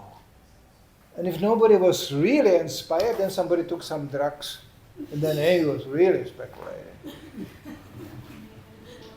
I had a friend, he came home, a student, living together. So he came and he brought some white powder. I said, what is this? He said, I don't know. I bought it from some guy on the corner. I will try it out. I was like, oh, what are you doing? What is this? He said, I will find out. He was the whole night sitting, I remember, in a corner. It was an old flat with a wallpaper, There was some wallpaper on the wall. And he was like this looking at the wallpaper, sitting there and going, there's a 6th dimension in the wallpaper. You know that? It's amazing. And he was the whole night sitting staring at the wallpaper. And I just saw an idiot staring at a wallpaper, that's all. That's what I saw. I was going, I'm not going to do this, this is crazy. I'm crazy enough. I don't need any white powder, I'm naturally crazy, I am crazy on my own. And I started to get worried. And that's how I met devotees. I walked in the door, and you know what they told me? One of the first things I never forgot. I walked in, and there was preaching those days. Nowadays, we are more gentle and more careful and more considerate. But when I walked in the door, they told me, welcome. So, now you keep your mouth closed and your ears open. And I found it a good advice. Because I was thinking, my mouth was so useless, just vibrating what the mind was spitting out. And I was thinking, this is so important, I will forget it. So I have to write it down. I wrote diaries this big. I think that I feel that I see. But the next day it was something else going on. So I was just, again, I think, I feel, I feel. And I had to paint to it. I was painting, I was lots of painting, and writing. And I realized I'm completely in my own world, getting lost. That's usually happens to artists. Artists, they make exhibition, And people come in and go, what is this? And he goes, well, this is And a good artist, he can give you a good lecture for good money. I experienced it. I don't want to go more in detail, but when I was in an artist academy, I was surrounded by people like that. And some of them were quite smart.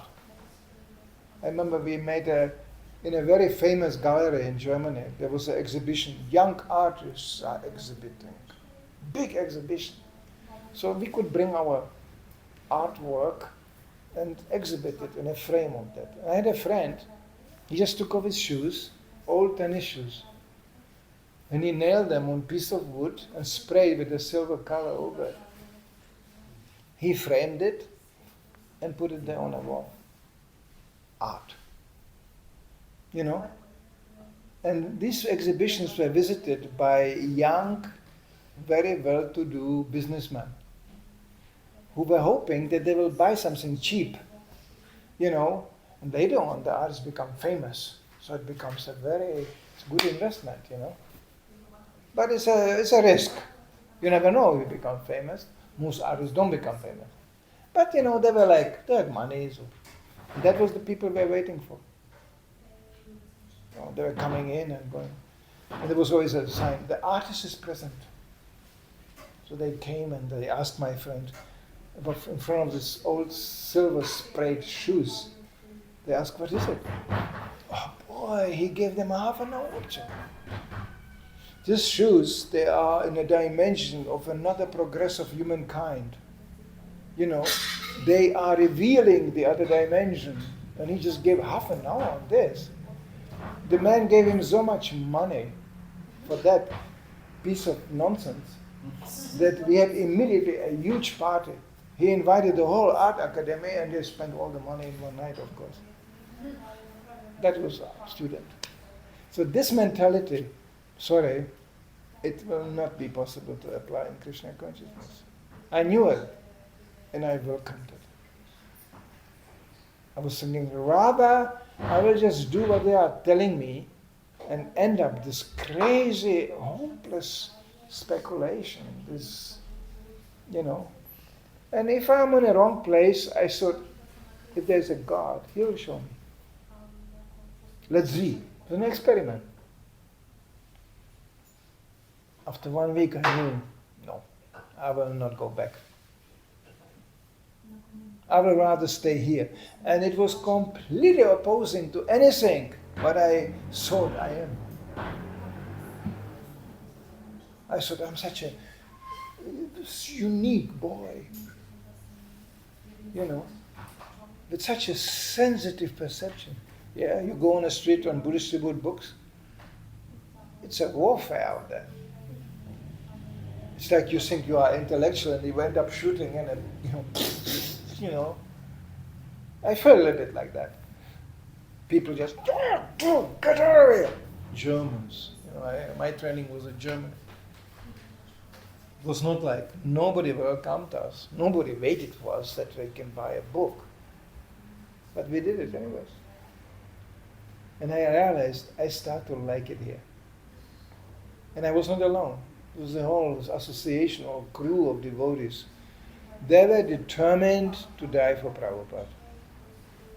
No problem. And that's infectious, you know. I got infected by that spirit. And after a while you realized, this is not just, I'm not just following here. This is really me. Hey, I found myself in Krishna consciousness. And everybody has his own story and his own path how to walk in Krishna consciousness. This was my path. I was 18 years old, you know, I dropped in a door. Some people, they come, you know, with families already, established in a society like that. Well, they have another way to go. But the aim is the same. It's the same direction. And that we see today exhibited to a large extent. So Prabhupada really gave a wide range. But at the end he said, the ultimate way back home, back to Godhead is not very broad.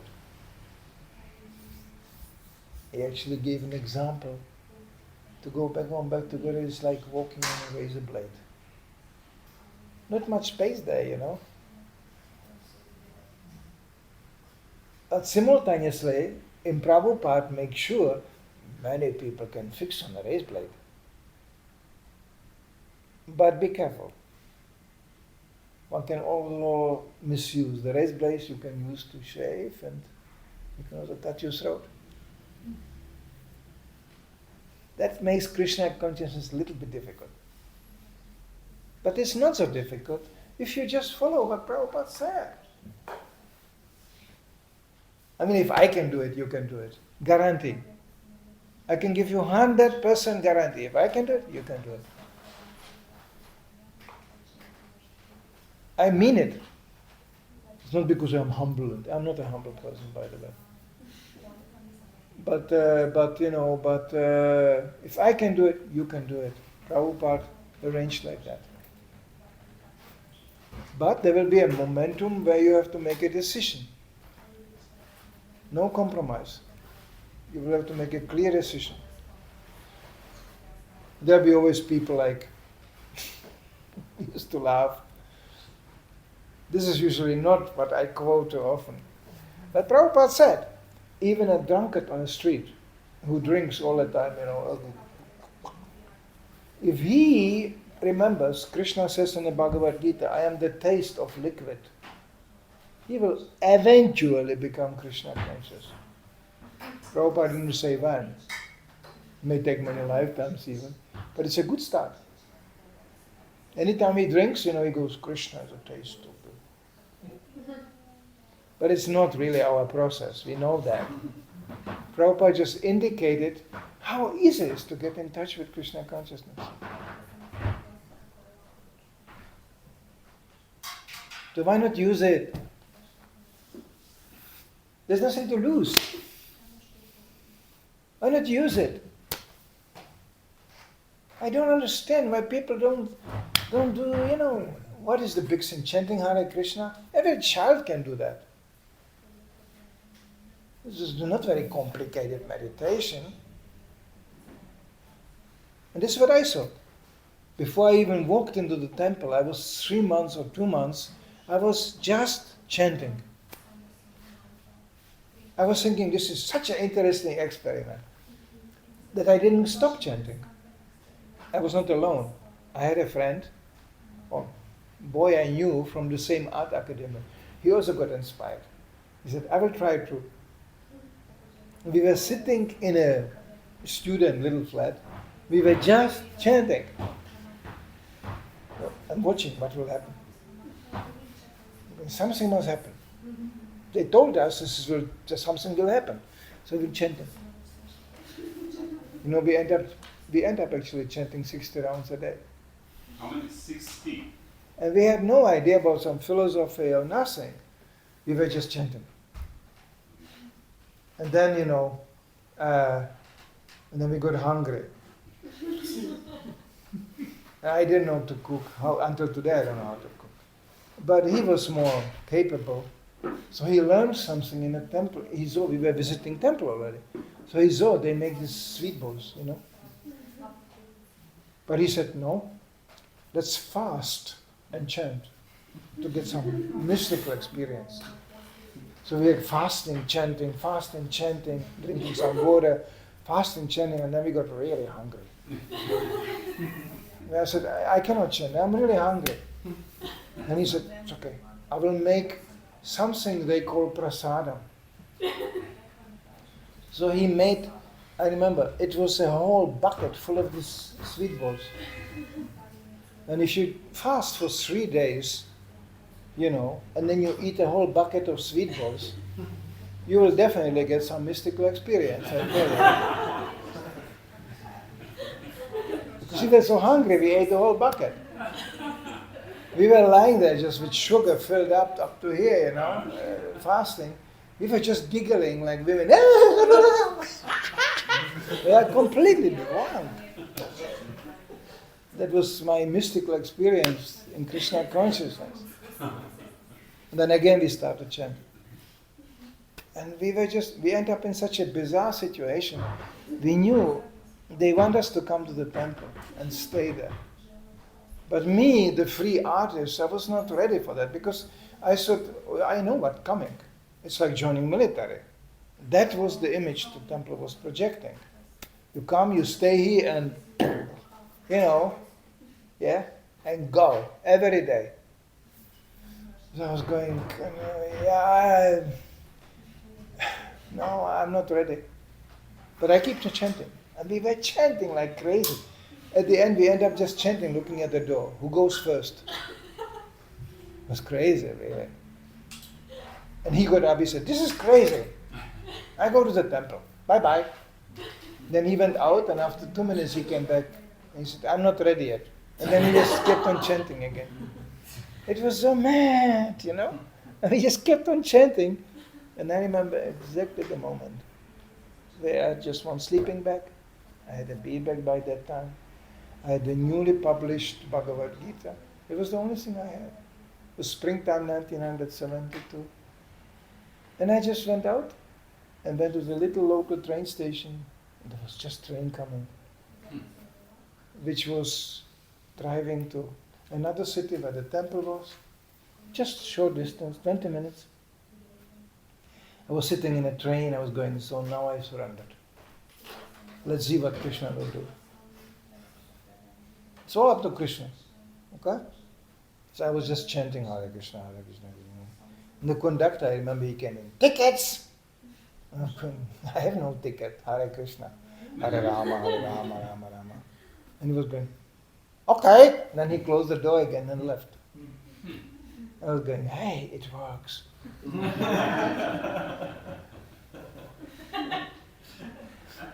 And I just walked in a temple, There was nobody there because everybody was out there distributing books. But there was the one Pujari, Astarata Prabhu was there. And he looked at me, he knew me from the 2-3 brief visits in Sandip. He said, so you came? He knew. And I said, yeah, I want to stay here. And he got a big smile. I was going, very nice. And then he gave me a big pile of prasadam. And then the whole thing started. I didn't know what happened. I had no idea what will happen to me. I just knew one thing, I'm not going to go back again. No. Sinking. Trying to be a genius artist. There are so many already out there that I knew. And I was growing up between this kind of people. I knew what can happen to them. They end up basically all like drug addicts. Or they have to paint lots of art to pay for the children, Unwanted children, quick happening, Many ladies, many children. So they have to paint, like crazy to make some money to pay for the children. I saw all this. I knew that. I was going, no. And they told me, what? Some sex? This? Just forget it. Brahmacharya ki jai. And I said, you all live like that? He said, yeah. And the ladies, by the way, too, they are on the first floor. But don't go there. There was 15 girls, 15 boys. Total, there was no problem, really. No problem. Everybody was engaged in preaching. There was no need of some seminars how to relate to each other.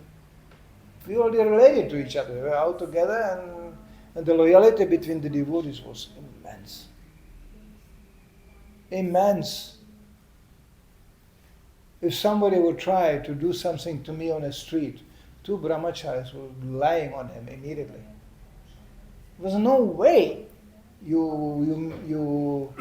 but otherwise the relationships were quite rough, I have to say. I woke up in the morning, somebody stepped on me, on the running to the shower, early morning, and I was like, okay, Prabhu, you stepped on me. He said, yeah, not this body, And then he ran, Young people, We were boys and girls. But there was something which is really today even universally important to know. There was absolute loyalty between devotees. And there was an absolute dedicated mood to Srila Prabhupada. You could do nothing without quoting Srila Prabhupada. You couldn't say, now we do that. No. Nobody said, now we do that. No, Prabhupada said, like that. This was repeated so many times that Prabhupada even said, well, I didn't say that. They are always saying Prabhupada said Prabhupada. I didn't say that. But that was the mood.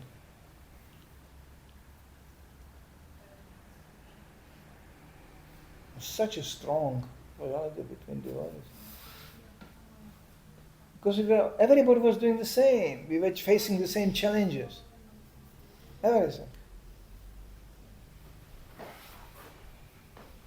And then we didn't know anything about that. One day, may get married. We knew that option is there, but not for me. I will never get married. I will chant Hare Krishna, brahmachari, eventually sannyasi, not a bad idea either. And then Rasa Lila, bye-bye. Well, it got a little bit complicated on the way for most of us. Because we found out, and sometimes in a very painful way, it's not a question what you want. It's a question what you have to. You must. I got married because I knew I must. Difficult when you are not in love, and you don't have some girl, really, you are not focused on some girl or this. No, but I knew I must. Me, the big brahmachari Manidhar, will not go around and going, hello, Mataji, what are you doing tonight, and I was too proud for that. So my godbrothers knew, my authorities knew. So they knew. So they were so kind that it gradually introduced me to that concept. And finally, they just sent me a wife. I had not much idea who it is. It was a good choice. Because we preached together. It was all for preaching. And preaching with a wife, I discovered another dimension of preaching. When I was there as a monk, brahmachari, and going, this is all illusion here, and they were going, what do you know about this? A 25 years old kid, what do you know about this? Family is illusion. Where's your family? But when you have a wife next to you, they take a very different turn. And my wife, she could tell the people I would never dare to say such a thing. When my wife started to preach, there are many ladies like that joining, those days especially.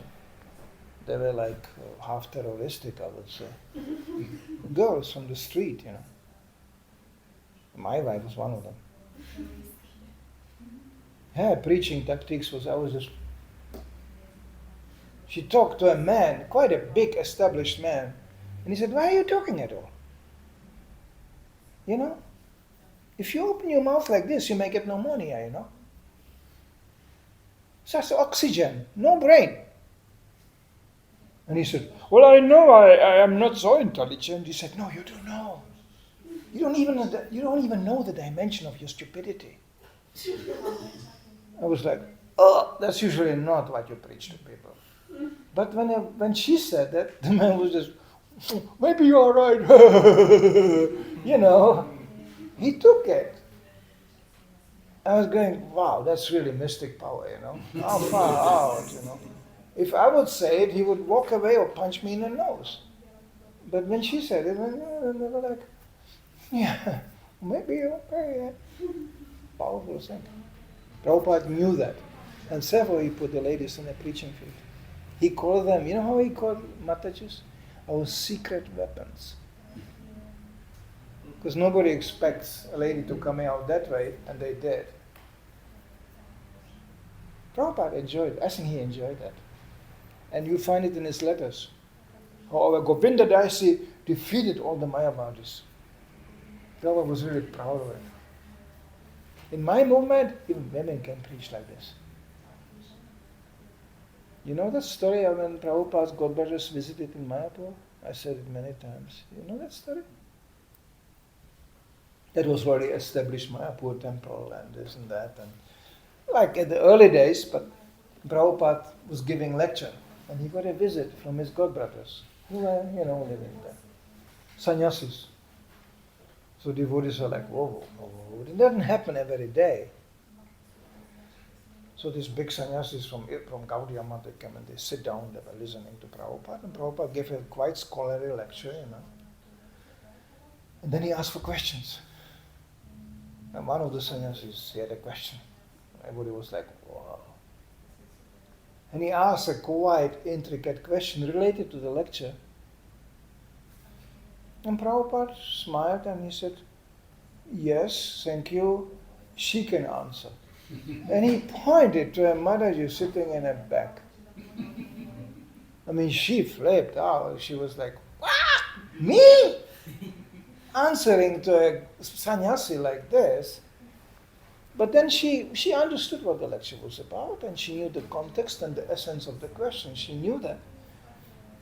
So she gave a quite staring at Prabhupada, shaking, So she was just giving a very authorized, concise, simple answer. Prabhupada was sitting on the other side like this, looking at his god brother. It must have been very humiliating for him.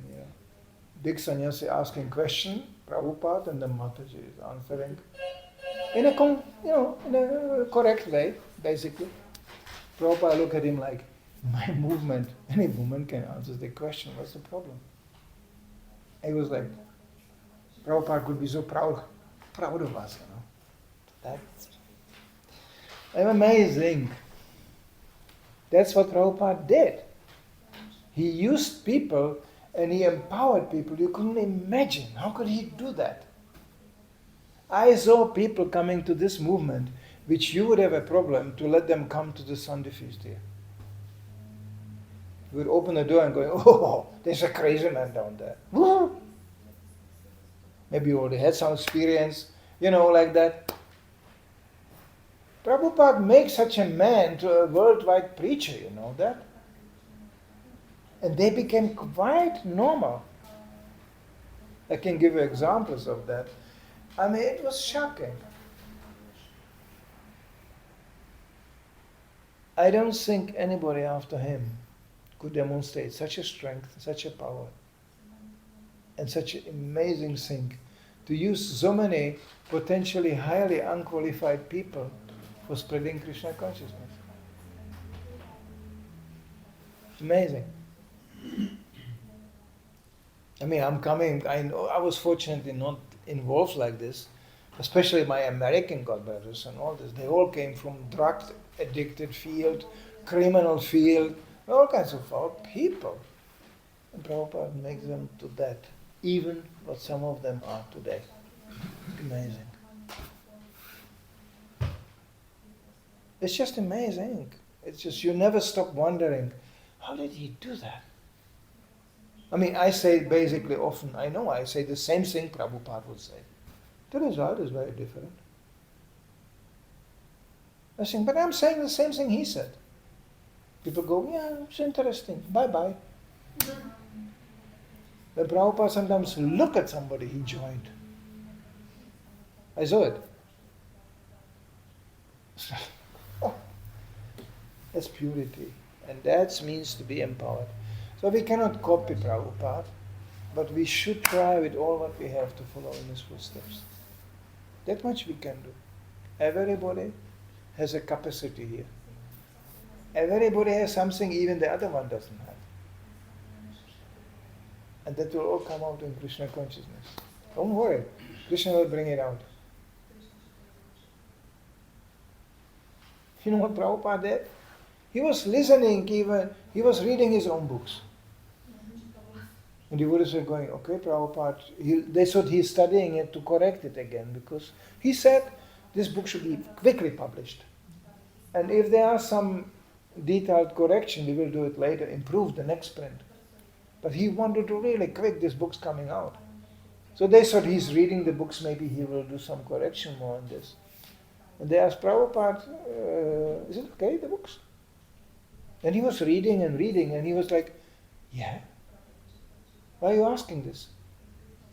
And they were going, well, Prabhupada, you wrote this, so you must know it. He said, I didn't write the books. Therefore I'm reading them. He just took the dictation, that's all. Therefore these books are so powerful, because they were dictated to Prabhupada by Krishna. That's amazing. I don't think there are many writers or authors who can say that. But they can say, this book was dictated by my mind and by my false ego. It's a good book. Therefore the result is quite different.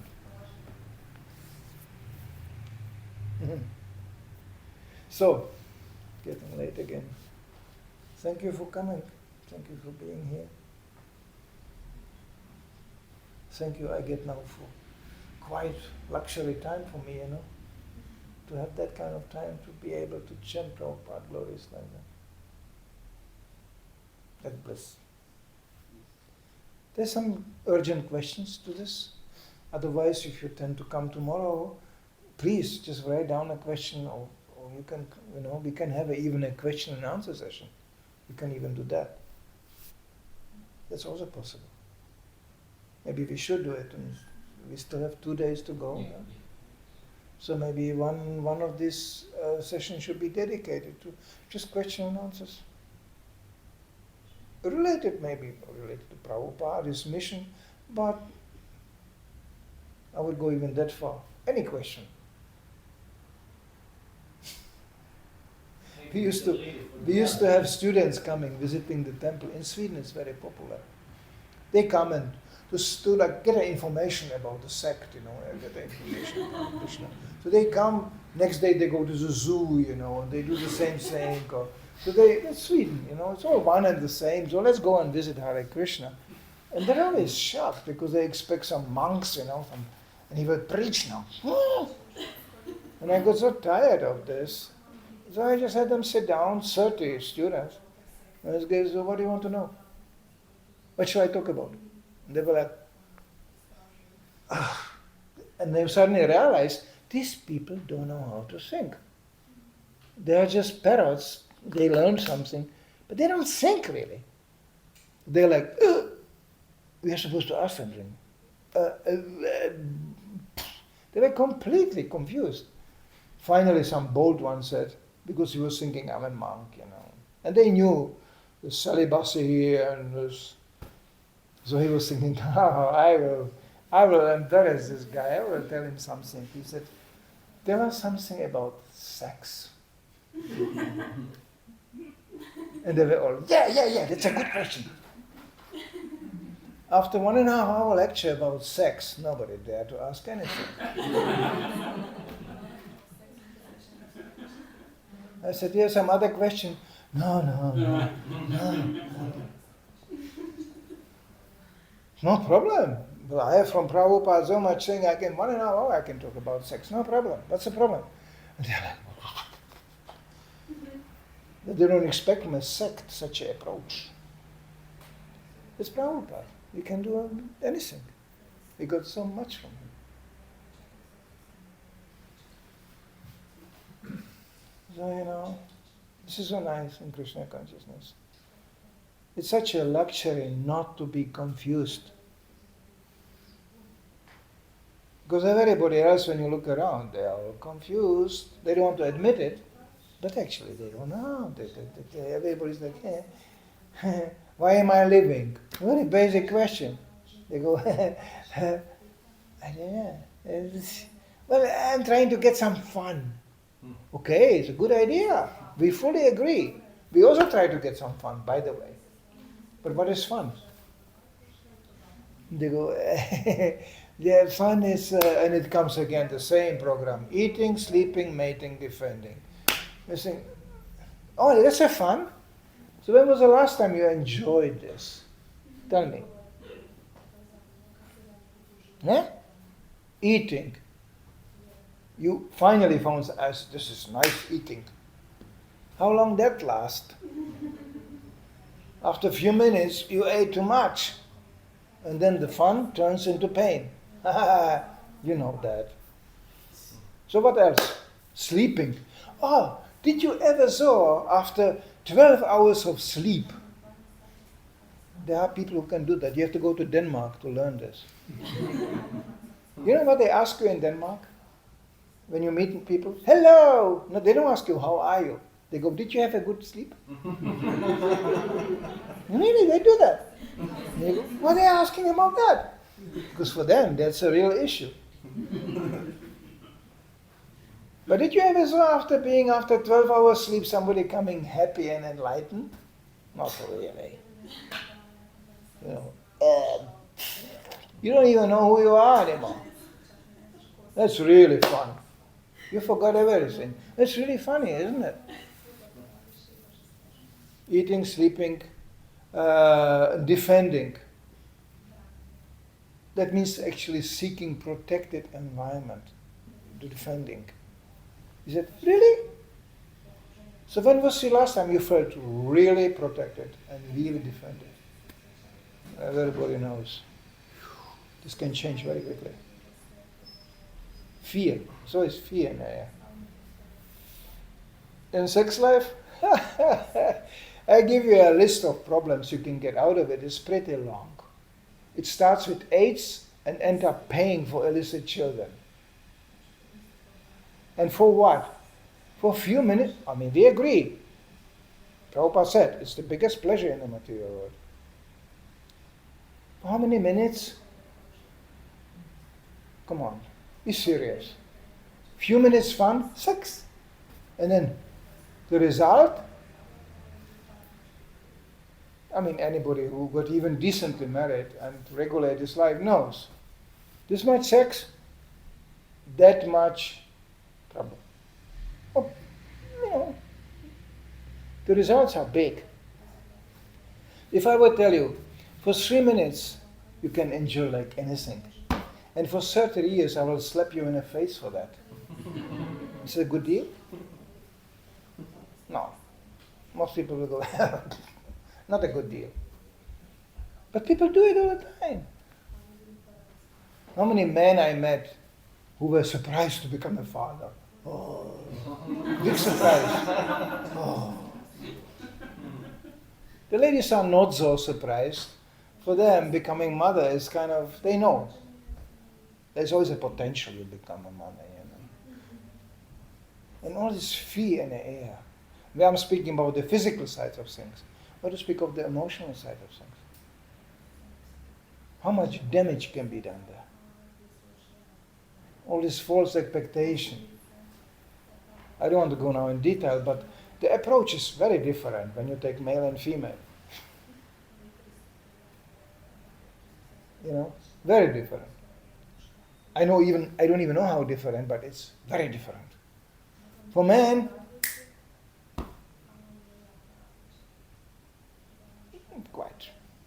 quite short concept, short-term concept. For female, it can become a very big concept. From a good man comes a good child or good household and this and that and big. It's one, actually, I quote now one famous actress. She said, for a woman, getting married is like entering another dimension. You know, it's a woman talking. For a man, it's like parking a car in a garage. He goes, yeah, it's okay. I'm settled. Park the car in the garage. Women usually are not so inspired by garage. They think, no, there has to be a very more to it. And above the garage there will be a house and there will be flowers and there will be garden and there will be woo. And the man goes, why? It's a garage, it's okay, it's not raining here. Usually there are differences, of course there are differences. But men are much more simple, you know. They are quite simple creatures. I don't want to get into it, but I was once distributing books in Germany. The Germans also have sometimes sense of humor. It's quite shocking, but they do. So, you know, so they sold a postcard. There was a postcard, you know, exhibited there, which was just a postcard divided in two parts. And the top part depicted some kind of like mixing board from a studio, you know, full of these buttons and this needle is going like this. And under these was written, the woman. And the bottom part, there was only one switch, on and off. It was the man. It was quite symbolic, you know. It's not always like that, I know, but it's essentially spoken, it's very simple. In Krishna consciousness, we have no problem with this. We accept these facts and deal with it. And it's both useful. We can really, you know, I met once a man on the street. He was shocked. He bought a Bhagavad Gita on the terms that I told him. He told me actually someone, he was a nice guy. So he wanted to share a little bit with me the trouble he has, you know, with his with his wife and home, and he didn't look very happy. So I told him, no, if you read this book, it's a perfect manual how to have a happy marriage. He was like, what do you mean? He knew something of Bhagavad Gita, but he said, what do you mean? He said it's some kind of book about, mystical book about spiritual things, and marriage, what does this to do with that? I told him, no. Just imagine in this book, you get to know that, like example, your wife is part of God, and you are also part of God. And just imagine that she will treat you like part of God, and you will treat her like part of God. It kind of changes the relationship, isn't it? There'll be respect. There'll be dignity. Very honorable way to be part of God, isn't it? And he kind of got it. It was I was taking the risk, He didn't look like a big philosopher. But he looked at it, and he said, oh, that's interesting. I said, I have to read the book, And it's stated in the Bhagavad Gita. It's all explained. But if you just think we are this body, well, then you got this problem. Body, bodies change also. In Denmark, they have a good joke on this. The boy sees a girl, young boy. He goes, oh, so beautiful. The form, I wish she could always stay like that. And she sees the boys and goes, yeah, a little bit stupid, but by my mystic power, I will get him in his shape. And ladies can do that, we know that. He said, I will work on him. You know what happens? No. She will change. He will not change. Then comes the big frustration. Oh. Therefore, in the Vedic times, this was taken very seriously, matching people like that. Because they knew they will basically not change. So then it's very important, to put at least similar mentality people together. So in times of crisis, and crisis will come, in times of trouble, they can sustain that pressure. It's a big science. That's also included in Krishna consciousness. It's a big science how to put people together. There's expert people. I don't know if we have them. I don't think we have them. We are still quite experimenting, to be honest. But, but they are. When the culture is spreading, there'll be expert people, experienced people go, no. This will not work. They will all go, but all the women are the same. No, but they are not. No, they are not. It's very different mentalities. I met even amongst devotees. I met a couple, he was a professional soldier. What do you expect the wife can be? She would get some nice wife who is always sitting at home and cooking the soup, waiting for him to come home. Well, first of all, he will get bored. And second of all, she will feel really misunderstood. He's so heavy always. He's so heavy. I spoke to both, to him and to the wife. And I have to say they had a wonderful relationship. She looked at me, you know what that guy is doing with me? He comes home and exercises military thing on me. And I look at her and I realized she's happy. She didn't mind so much. Not all ladies will respond like this. But she was like, I made a joke. I said, what you do with him? He said, oh, I know some things also. Just, I know how to fight back. That was a relationship. Very harmonious marriage. I mean, there are so many examples you can give like that. But this is taken very seriously. Because if you don't have that, it will take a toll, even on your spiritual life. So we try to even to minimize the material risks, trying to teach people how not to be what they are not. This is not a movement for hypocrites. In the material world, everybody tries to be something he's not, basically. Big scientist. I experienced once a scientist. I was coming to Berlin University, distributing Prabhupada's books, and I spoke to the Sanskrit professor of the university, introducing him. Actually, he had the books already from the party which was coming from America in English. But he took the German books also. And I talked to him, and he was very interested. He said, Chaitanya Charitamrita. He said, I'm learning Bengali, He was interested. In the midst of the discussion about Lord Chaitanya, a door goes open, and his secretary came in, bringing some tea, on a plate. A beautiful blonde girl. And in front of my eyes, the professor completely lost the whole line of the discussion. His senses were going, and I couldn't continue even to talk to him. One blonde girl coming in with the tea, he was finished. I was going, this is not really very academic here, The end of any academic development. One blonde girl, finished. So this is how material nature shows you. Don't be a fool. Don't be a fool. Don't play something you are not. We have so much nice facilities in Krishna consciousness. I don't want to make some advertisement here, but I think there isn't really much of a brahmacharis here. So. But I didn't want to do it, but I learned the value to be accompanied by female.